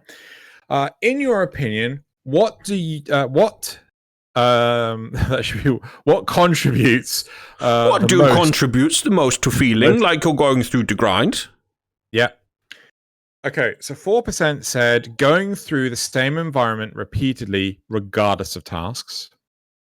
8% said seeing the vast amount to do. 25% for time gating the user experience and feeling no progress is being made. And 38% for repeating the same tasks regardless of the environment. I lost a window. You lost a window? It's gone. Do we need to pause? No. I'm just saying it's gone. I'll make a new one. Right, sorry. I mean, what contributes the most feeling through the grind? So, going through the same environment repeatedly regardless of tasks, seeing the master amount to do, time gating user experience, feeling no progress being made, repeating the same task regardless of environment. That's a tricky one, actually, that got the most. Because name any game, and you're always repeating the same task regardless of environment. Always. Yep. Maybe the clever thing is to trick you into thinking you're not in the different environments, is the trick. Yeah. This is when it comes down to like theory of gameplay loops and things, which is a bit above me, but... Yeah, I mean, to me personally, it's the going through the same environment repeatedly, regardless of task. Like, you know, if I'm constantly doing that, I'm just like, oh, what the hell even? You know, because nothing's changing. It's like going to work every day. There's no excitement in it whatsoever. No, I remember in the past you've said how you like the basic, simple gameplay loop of Warframe, just running around shooting dudes. You enjoy that. That's because the environment is procedurally generated. All the Lego bricks are put together in different orders, and I love that about it. But that's just the environment changing, and isn't listed in the question. How is that any different than the environment? That's just procedurally generated maps are nice, but they're still just listed as the environment changing regardless of the task you're doing. You're just still shooting dudes or dudettes. No. But the point is that when I don't feel grind when I'm doing that. I feel grind when I'm in a static environment that doesn't change. No, fair enough. I mean, I'm on progress if I don't feel like I'm making progress. Fair enough. Yeah, nothing worse than, let's say, a 3-hour play session and you come away and you're like, what have I done? Nothing. Oh, I've collected anima. Sorry, what? Okay, right. Can you turn off the graphs for a second? Okay. Yeah. Okay. My lovelies. Are we having a? Is it time for a special moment? We're having a moment. I'm going to squat down because my camera's a bit too low. I'm going to squat down, and we're going to have a special moment. My lovelies, I love you all. I decided. You know what would be a really cool thing to do? Oh, I can't shrug. Why can't you shrug? There's no shoulder tracking. I have to move my hands to move them. Wow. So I gave you lovelies the opportunity to tell us what was your primary game. Not me, you. Yeah, you're going to see it in a minute. What's your primary game away from Warframe? Right? I didn't say games. I didn't say please give me a long monologue explaining your ins and outs of Did you give this question the ability to type, did you? Yes, I gave this question the ability to type. So everyone could just say World of Warcraft, Genshin Impact, Monster Hunter, Monster Hunter, Destiny 2. No one said that, thank God. But please take the question literally. I cannot, like, I had to go through all of them and tweak every single one of them to fit in your to fit, right? Now, when it's an acronym, I completely get it, right? Like Magic the Gathering Arena. Completely get that. But tell me that it would be Destiny 2, except for this is naming and shaming, sorry. Telling me that it would be Destiny 2, except for the last expansion didn't leave you much much enjoyment, so you decided to put so instead it's Honkai Impact. Just put Honkai Impact. I love you guys. I really, really do. Right? But please answer the question literally. Otherwise, I'm not going to do any more of these open-ended questions. Yeah, you will. You will. You will. Right. Should we put up? Which direction are you for me? That way? Or that way? No, the first one. You're over there, are you? You will. You will. Right. Sorry. I really should have put the camera too high. I have to kind of squat down. Yeah, it's too low. Right. Put it right. Number 3. Put up number 3. Okay. I'll put up number 3, boss. Put up number 3. Not there. What? It's not there? Yeah, put up number 3. Not there. Put up number 3. I'm pushing 3. Oh, sorry. I'm pushing topic. There you go. Well, that button's not wired up. Right, okay. So, what's your primary game away from Warframe? We had lots and lots of different answers, right? Can I read them out? Huh? Can I read them out? Sure, as long as you read them in order. From top to bottom or bottom to top? Percentage. But there's only 2 percentages. I know. Go for it. Just do. So, on 4%, we have Hades for Honor Space Engineers, Honkai Impact Minecraft, Cyberpunk 2077, Ratchet and Clank, Fortnite. What's Nihon 2? It's a relatively recent release. Fair enough. Satisfactory Monster Hunter Generations and Smite. At 8%, we have Genshin Impact Elder Scrolls Online, followed by NA for non-applicable, and Monster Hunter World, and finally, Magic the Gathering Arena! Oh, the sky's really blue. That's a lovely blue sky. It's like stars up there. Oh, okay, there we go. Why are there stars in the I blue don't sky? know. It's like a blue sky with stars in it. Anyway, if only you could join me in VR, Xeno. Then you too I could was experience. really surprised how diverse these responses were. Oh, what the thing? No, I think as well. It's really interesting to see that the people we have, the lovely people who listen to this podcast, crazy that you are, obviously play a large variety of games. I mean, we've got building games, we've got RPGs, we've got role-playing games, we've got platformers, we've got card games, battle royale. Satisfactory. Which one's Satisfactory? Is that one of the factory building games? Yeah. It's like Factorio and things like that, based in what you call it, 3D, where you build like conveyor belts and mining machines and processors and shit like this. Yeah, this is a large variety of games of what people like. This is good to see. We have a good collection of people here who listen. Good variety. Needs more dead cells. Right. So moving on to number 4. Do number 4. Okay, not topic number 4. There isn't a topic 4, right? I know, but I'm still not reaching for it. So, what was your longest break you've taken away from Warframe? 4% said, I've still not returned, and 1 to 3 years. 13% said 6 months to a year, and 78% said less than 6 months. Yeah.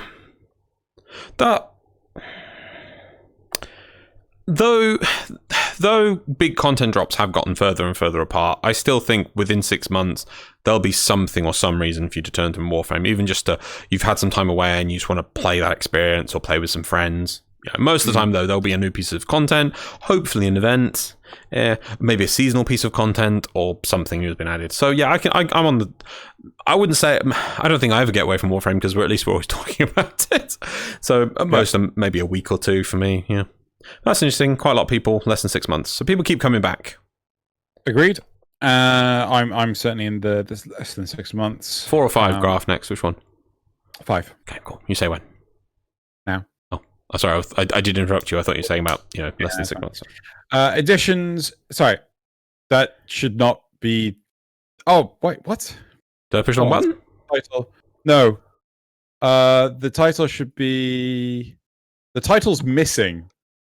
Oh, my bad. Sorry, what the heck was the title supposed to be? Bear with me 2 seconds. Control-C. I will dance a merry jig for everyone who's watching. What do you feel would minimize the sensation of mind? That is what the title should be, not additions to old content. My apologies. Right.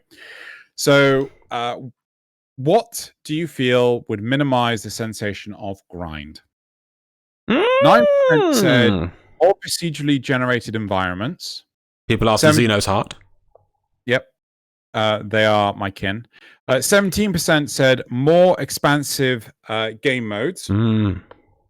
So, like, it could just be, instead of adding more game modes, it's just expand on the existing ones. Well, it could also, I think that's a very deep question. There's loads of ways you could expand on that. Yeah, so yeah.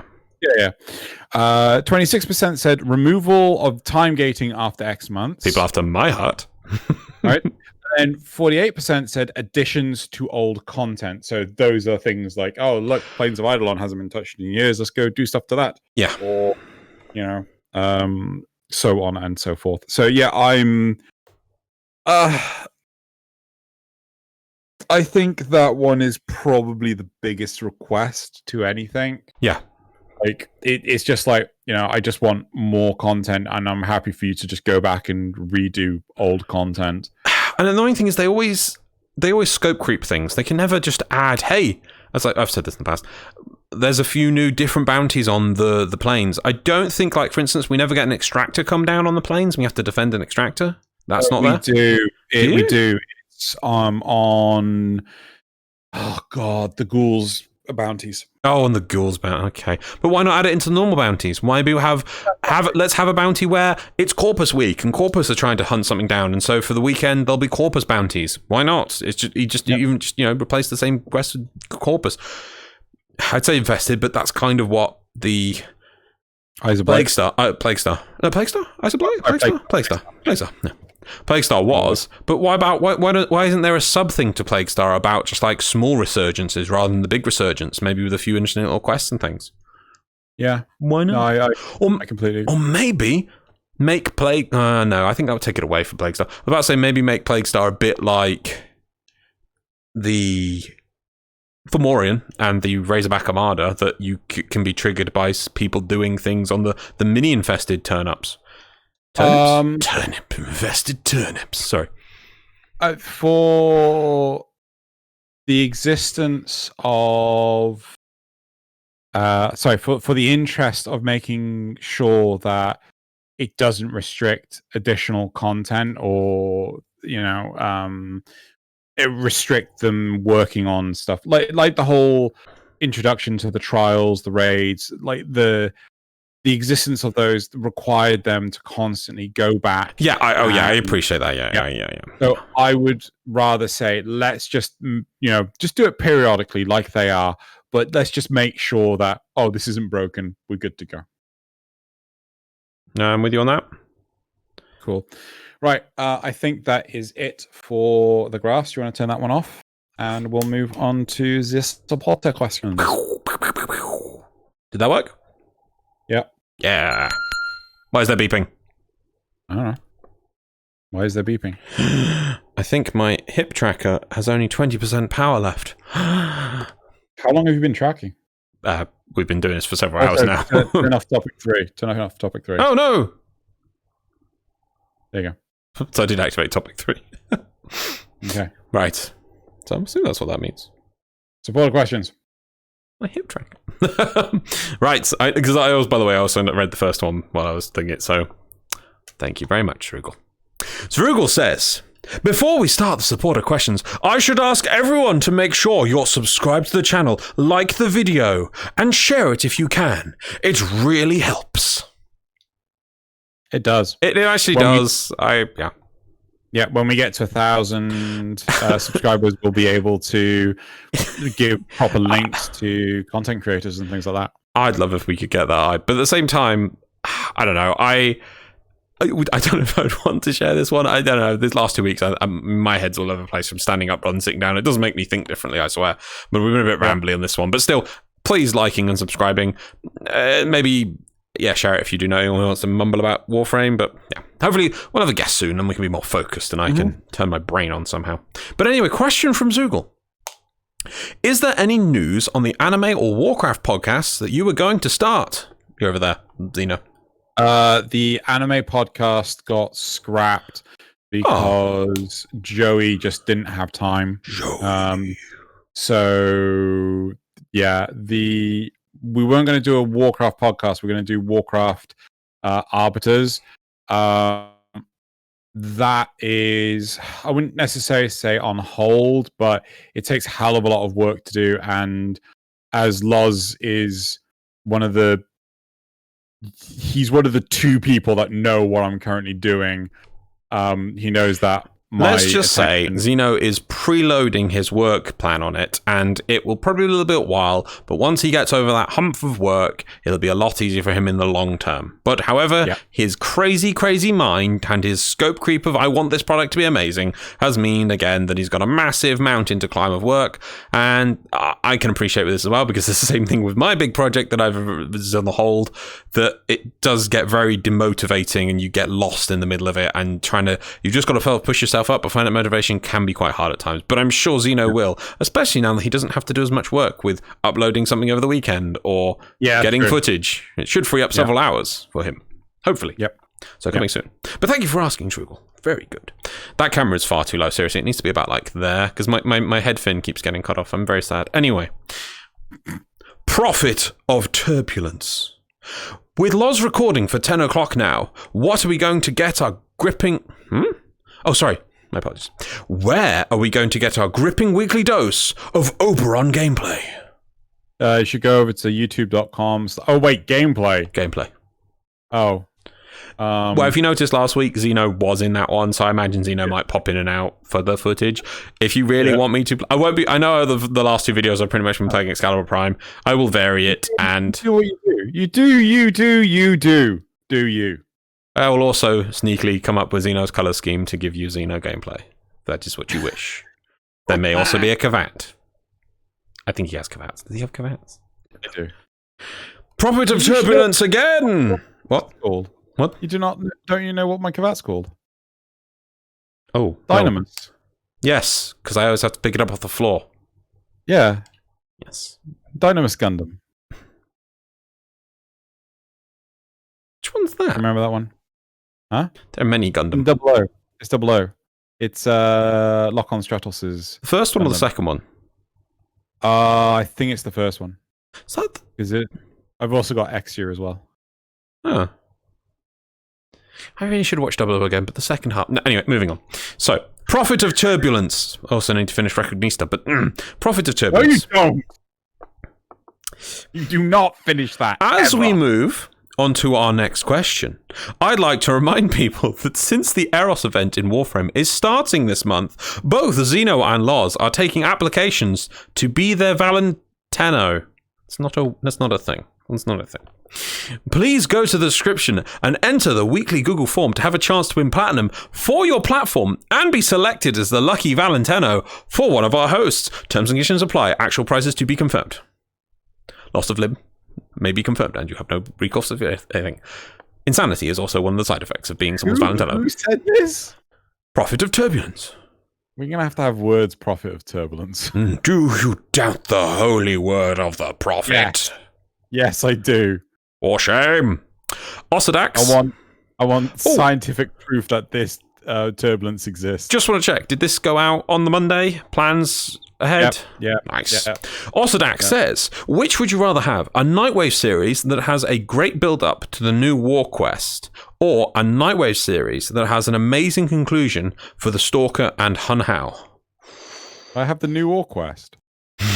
Just the new one. I think I would go with the Stalker and Hun Hao. To answer the question properly, right?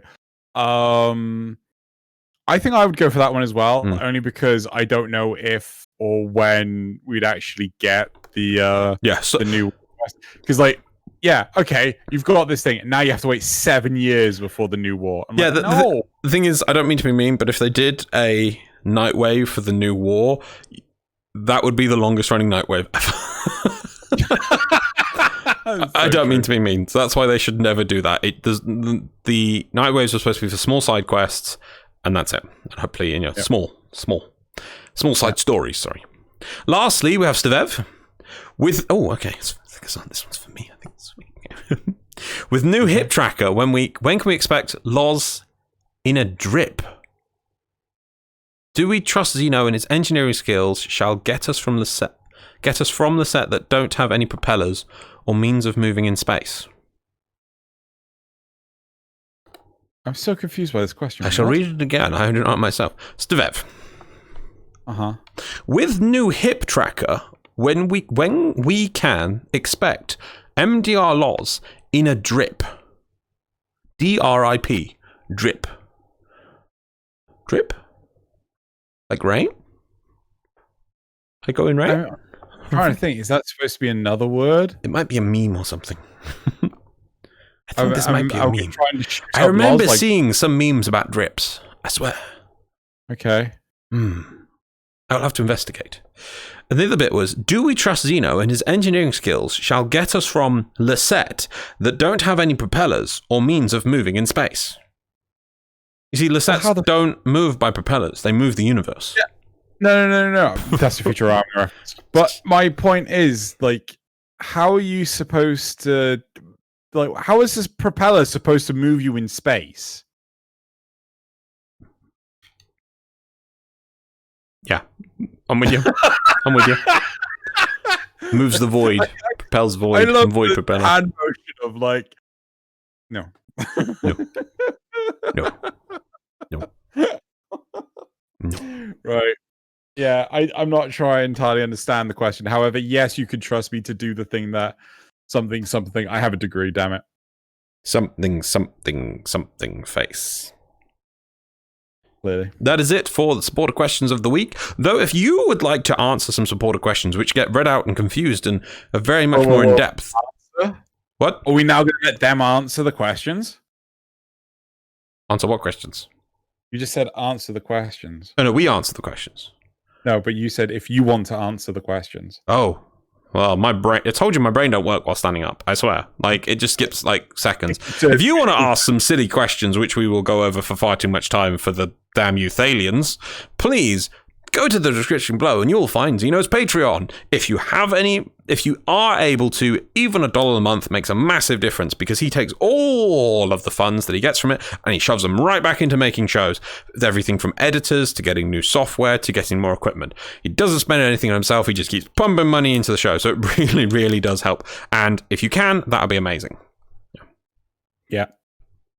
Link in the description below. Now, for all the people who just randomly put stuff on the episode, it's the community replies. Yeah. I only got a few of them, in fact, and I will go through them now. So, Tony Covenant said, by the way, is the old Plat giveaway emblem supposed to still be there as well as the new episode polls?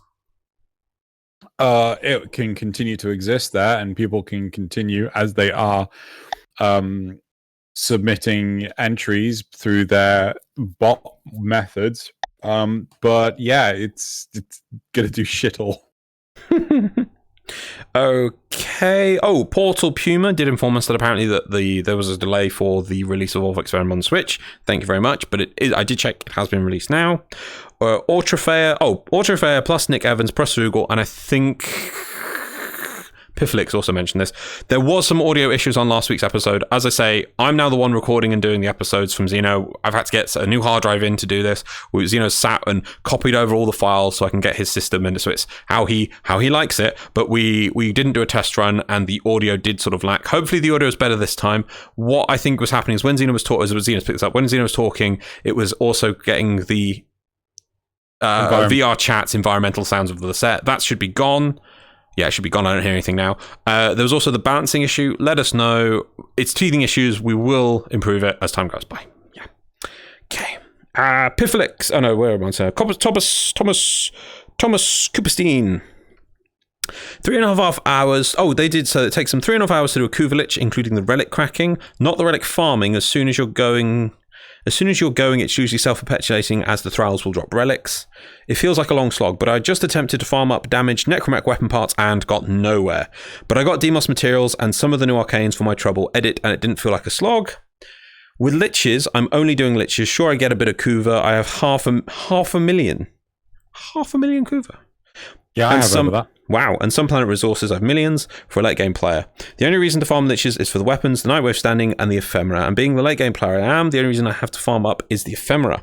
Surely there's some possibility of future in capturing and using them on your Railjack, but I have 4 stocked up, and I'm sure I still have to farm up some queen pins to get the best out of them. Yeah, so I can see that this is talking about the burnout in the lich system. Oh, and for you, Xeno, also from Thomas Cooperstein, Shire released a video that shows you can complete an exterminate mission with the E button and aiming. Oh, and aiming with a mouse. Ah, so it was aiming with a mouse. So how's that sandwich now, Xeno? What did I say? It's a clever comparison to World of Warcraft when you could tank while eating a sandwich. Oh! I was waiting to save that one. Oh, damn, son! Oh. I could actually. What I could do is. Can we have a vlog where you're playing Warframe by repeating that while eating a sandwich?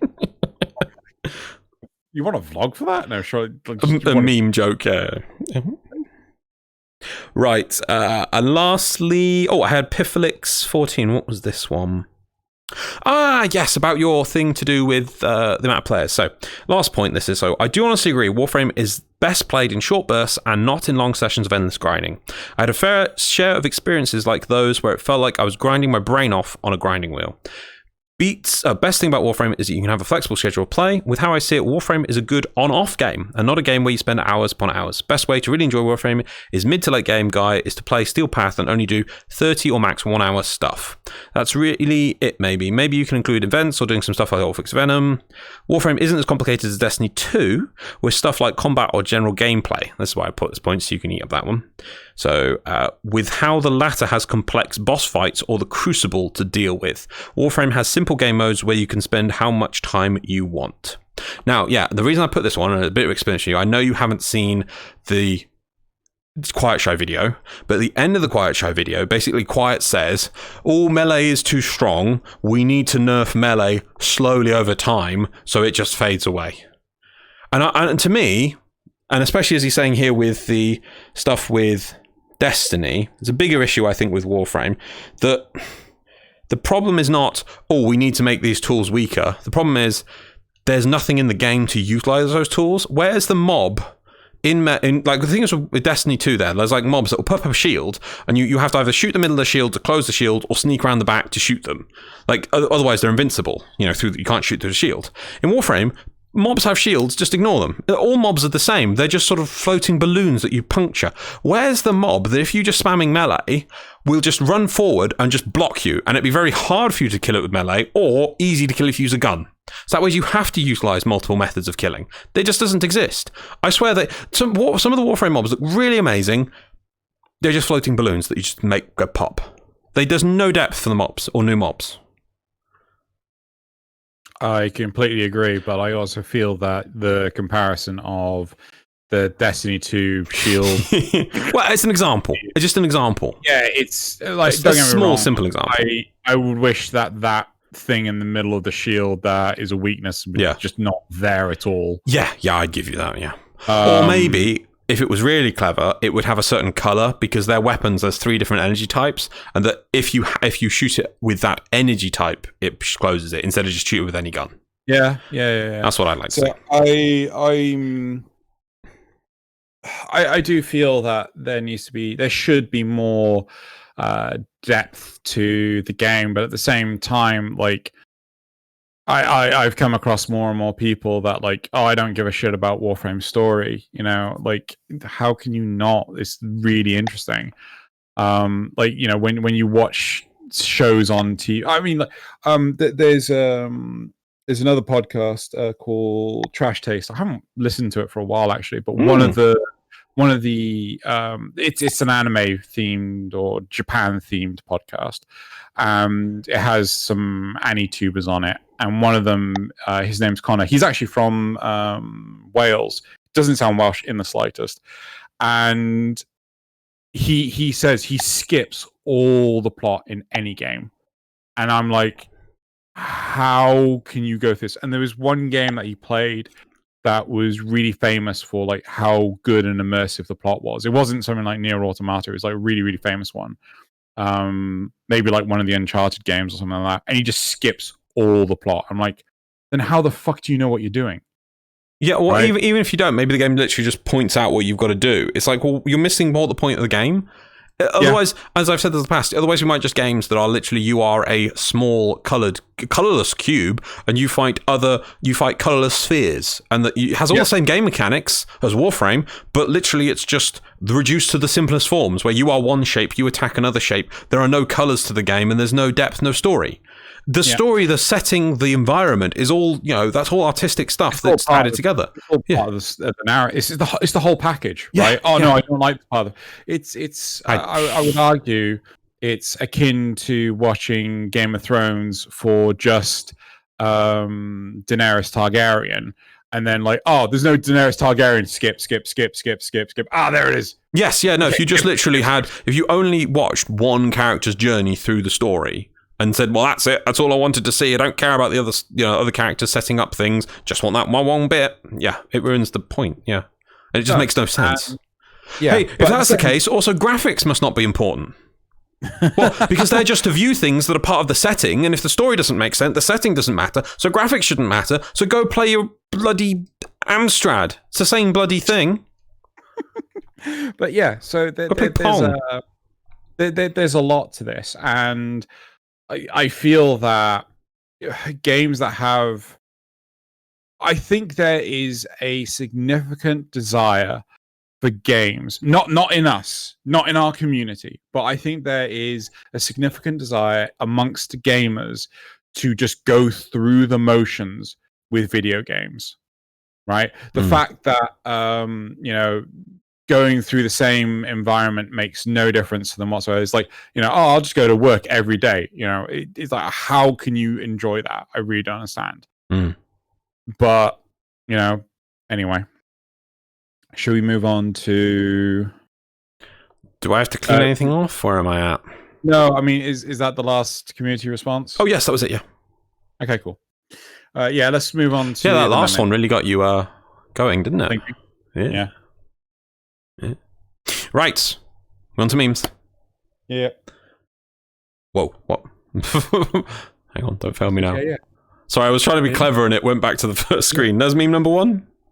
Hold on, I need to get this up myself.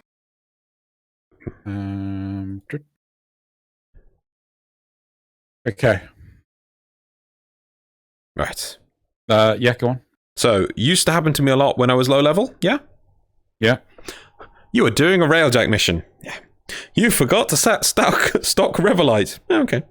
You don't have any pustules. Oh no. There is a hull breach. Oh my! This was me and Xeno quite recently, I think. Yeah, because of the whole announcement to Railjack, we were like, "Do you reckon we should have a go at some Railjack?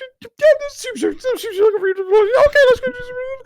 And like we're out there like doing one mission, the fucking hull breaches. I'm like, what do we do? How do we fix we were it? like, how hole Xeno hole Loz hole. We're like, I'm not a plaster of Paris. It won't fix. I can stick my sword in it. Did you have any milliput? Sorry, I can imagine Robon just making flowers and trying to put flowers into the hole. Oh God, yeah. I just keep getting sucked into space.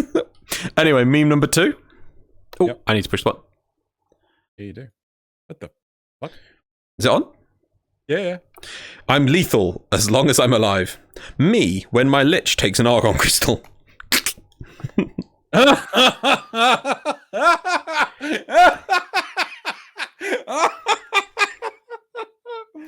Oh. So the style of this, by the way, there is an actual manga called Komi-san Can't Communicate. It's nothing to do with guns or anything. It's actually a high school sort of thing with a character that's really popular but can't talk. And I actually, I've read through the manga, I think, like twice. I actually really enjoy it. But it's just funny for that character to be in this pose with a gun. It's just, yes, very good.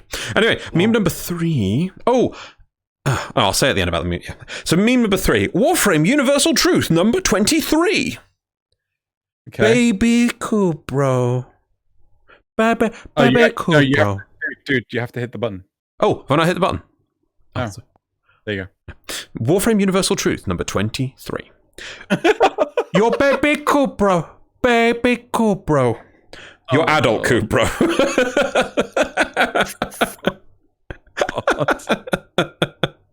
Yep. Meme number 4. Oh, push button. Sorry, that's why I'm not appreciating it, because you used the buttons. Yes, so there we go. Meme number 4. Truly a blessing! When someone gets a prime part and you were looking for the part you were looking for on their relic. A blessing from the Lord! Monty Python Holy Grail. Always appreciated. Yep. Meme number 5. Yep. Sorry, I just remembered this one. Give me Space Bomb back, D. Me, when I started Warframe, I have to wait 3 days for a frame? That's dumb. Me now. 5 years waiting for Space Mom. I don't know how long waiting for the proper new war. 1 year waiting for Solar Railjack. Waiting 7 months for Zephyr Deluxe. Waiting 3 years for Ghoul Saw. Waiting for 6 months for Mag Gorse to be in the Nightwave store. This is fine.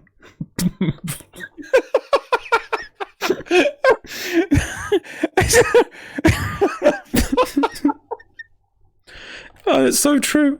It's so true. I remember that. I was like, 3 days? Oh, man, I'm going to put a timer on my phone for Frost to finish building. Like, now I'm like, still haven't had Lotus back. Yep. Oh, okay. Right, and the final meme for the week. I will just pop that on there.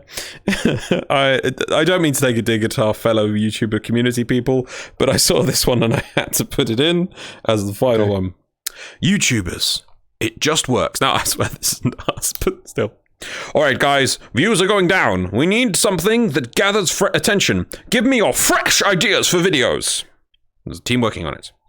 Play with friends and screw with them for lols. Be funny, be original.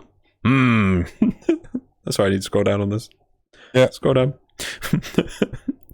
Other ideas. Warframe is dying and or in a horrible state. Money! Yeah. It's like, it's not that bad, guys. It's a lull. Especially this time of year. We always have lulls. Lulls, lulls. Actually, let me Google it. Let me Steam charts. Warframe. Oh look, Steam charts Warframe. Oh look. Peak 24-hour peak, 55,000 players. You know, the same thing it's been for years. Yeah. Oh no, Warframe's dying. No, the interest in content is dying. Yeah. We've never had that problem though. No, we never had it. Right, that's it for the memes. All these memes can be found on the r/memeframe subreddit, but I'm sure everyone listening has probably heard me say that a million times already, or at least about 200 by now. But still, if you ever want a joke, just go on the memeframe subreddit. Or if you want to come up with your own meme, why not paste it on there? Because there are loads of people who will appreciate it. It might even make it onto 10 o'clock, which I know 1 or 2 have in the past. So from people watching here. So let's move on to the community shoutouts for the week. Xeno with, you ready? Yep. Shoutout number 1. Right, so this is I Have Found You by Revelisk. Ooh. I have found you. I wish you have a good Valentine's Day too, friends. Oh. Yep. Lovely. That is really nice. So pretty. Really lovely. Very pretty. Very lovely. Pretty. Number 2. So this is the Dara Van. What is that? What is that? What is that? John Berger, right? He has 3D printed a Dara Vandal prototype.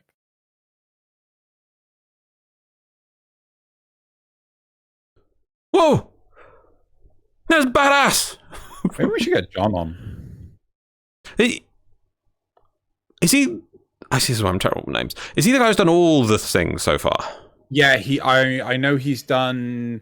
I'm pretty sure he's done like the Lex Prime and stuff like that. So. Yeah, so I see it here. Please read the first. The prototype is about making sure the parts fit. I don't care about paint, sanding, or joint flaws right now. People are like, oh yeah, it looks new, this doesn't look right. It's like, no, but this looks badass. Look at that. Oh, it looks badass. It looks badass. Badass. And it's nice, actually. Yeah, it is a bit of a shame that he has to sort of mention that because he knows people will whinge about it not being done when he's just trying to show people his project as he's working because he's so proud of it. Yeah. You know, one thing I could never comprehend when it comes to the corpus, like I'd love to get my hands on just holding this because I'd love to feel like, what is it like to have just such a straight vertical block for a grip for a gun?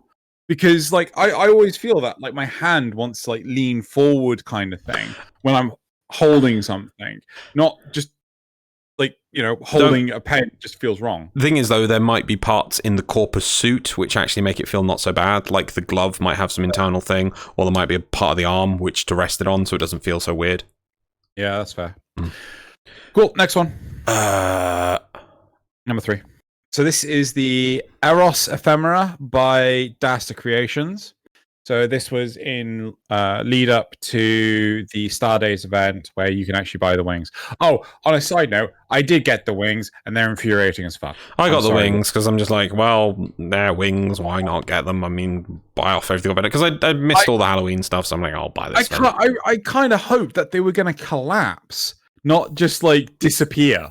They disappear when you do what? Yeah, aim. When you aim, they're just gone. I'm like, kind of hope that they were going to collapse, or you know, so like how the butterfly wings like collapse and things, but they don't. Yeah, there's also the weird armor pieces with like bits sticking up that actually fall down when you aim, to not block the sight.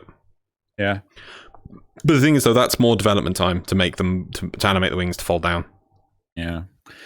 Anyway, but again, going back to this, the Eros Ephemera by Dasta Creations, lovely piece. Very lovely piece. Very lovely piece. Right, next one. Number 4. Yep.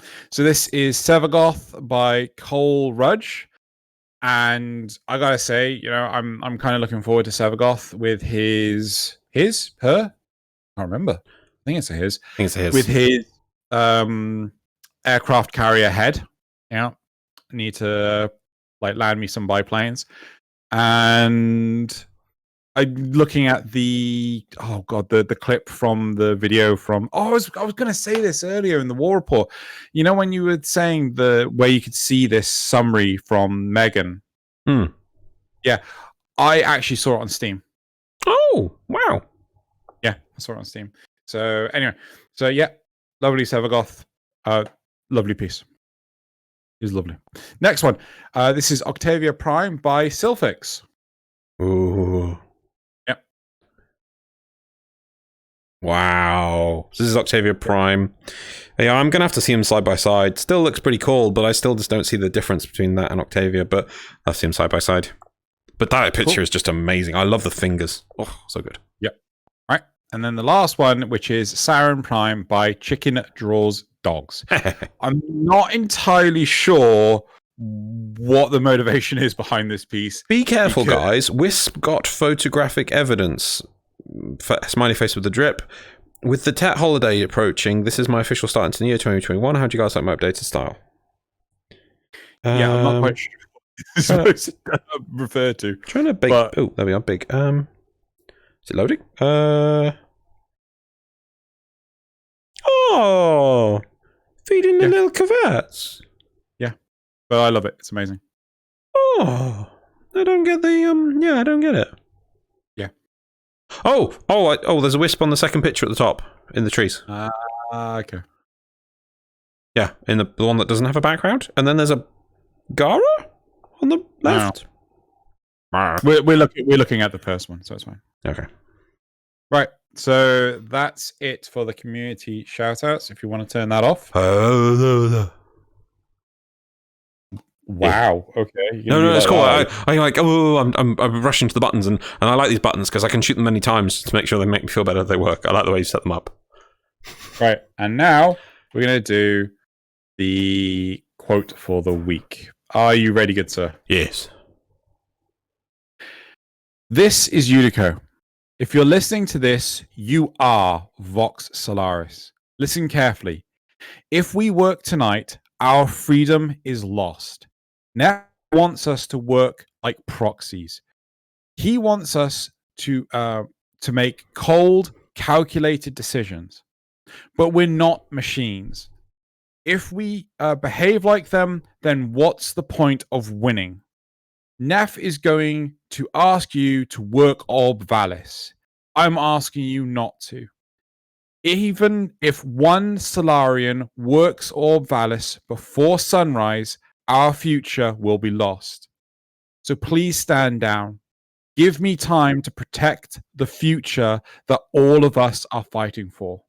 This is Yudico. Terminator Salvation. Yes! Yep. I was like, oh, is it Terminator? No, it's not Terminator. Oh, what's the bit the bit about if only one person works? What is that in the actual one? No, it's okay, so the original is, this is John Connor. If you're listening to this, you are the Resistance. Yeah. Listen carefully. If we attack tonight, our humanity is lost. Command wants us to fight like machines. They want us to make cold, calculated decisions. But this is not. But we are not machines. And if we behave like them, then what is the point in winning? Command is going to ask you to attack Skynet. I'm asking you not to. Even if one bomb drops on Skynet before sunrise, our future will be lost. So please stand down. That's it. Yeah. Cool. That's a good one. Yep. That's really good. I liked it. Yep. Okay. Right. So that's it for this episode. Yep. Loz, hit the button. No, before that, I've got a surprise for you. I've discovered a way to get an operator form. So stay there. There we go. Oh my god, what the hell? I can get rid of this. See now. Let's see if this works. Okay. Hands, how to work? Yes. Yes! Is that gonna load it? Okay. That's not right. Okay, hang on, 2 secs. That and that'll do. Yeah, there we go. No, it's too small. I can't. Hello. I am tiny now. What the fuck? This is my new operator form. How'd you like it? Oh my god, what the pow, fuck? Pow, powers! Ah! What the fuck? I'm tiny, look, I can't actually reach the camera. It's just up there. I can't reach the camera. I'm tiny now. Oh well. Bye everyone. Bye. Are you gonna yeah, you're gonna hit. Wait, why is the end thing off, Loz? I pushed the outro button. No, but you've misaligned the background image. What? Yeah. Hang on, let me try and fix that. I don't remember doing that. I can't do it from here. Where's my mouse? Stop. No, it's fine. They must be. There we go. There we go. Look at all these lovely people. I'm still not on that, by the way. I'm gonna doodle a little picture of myself on here. Oh. And you can't stop me. I'll ask Dilky, okay? No, I'm gonna paint it. No, too late. I'm gonna ask Dilky. Right, bye everyone. Bye.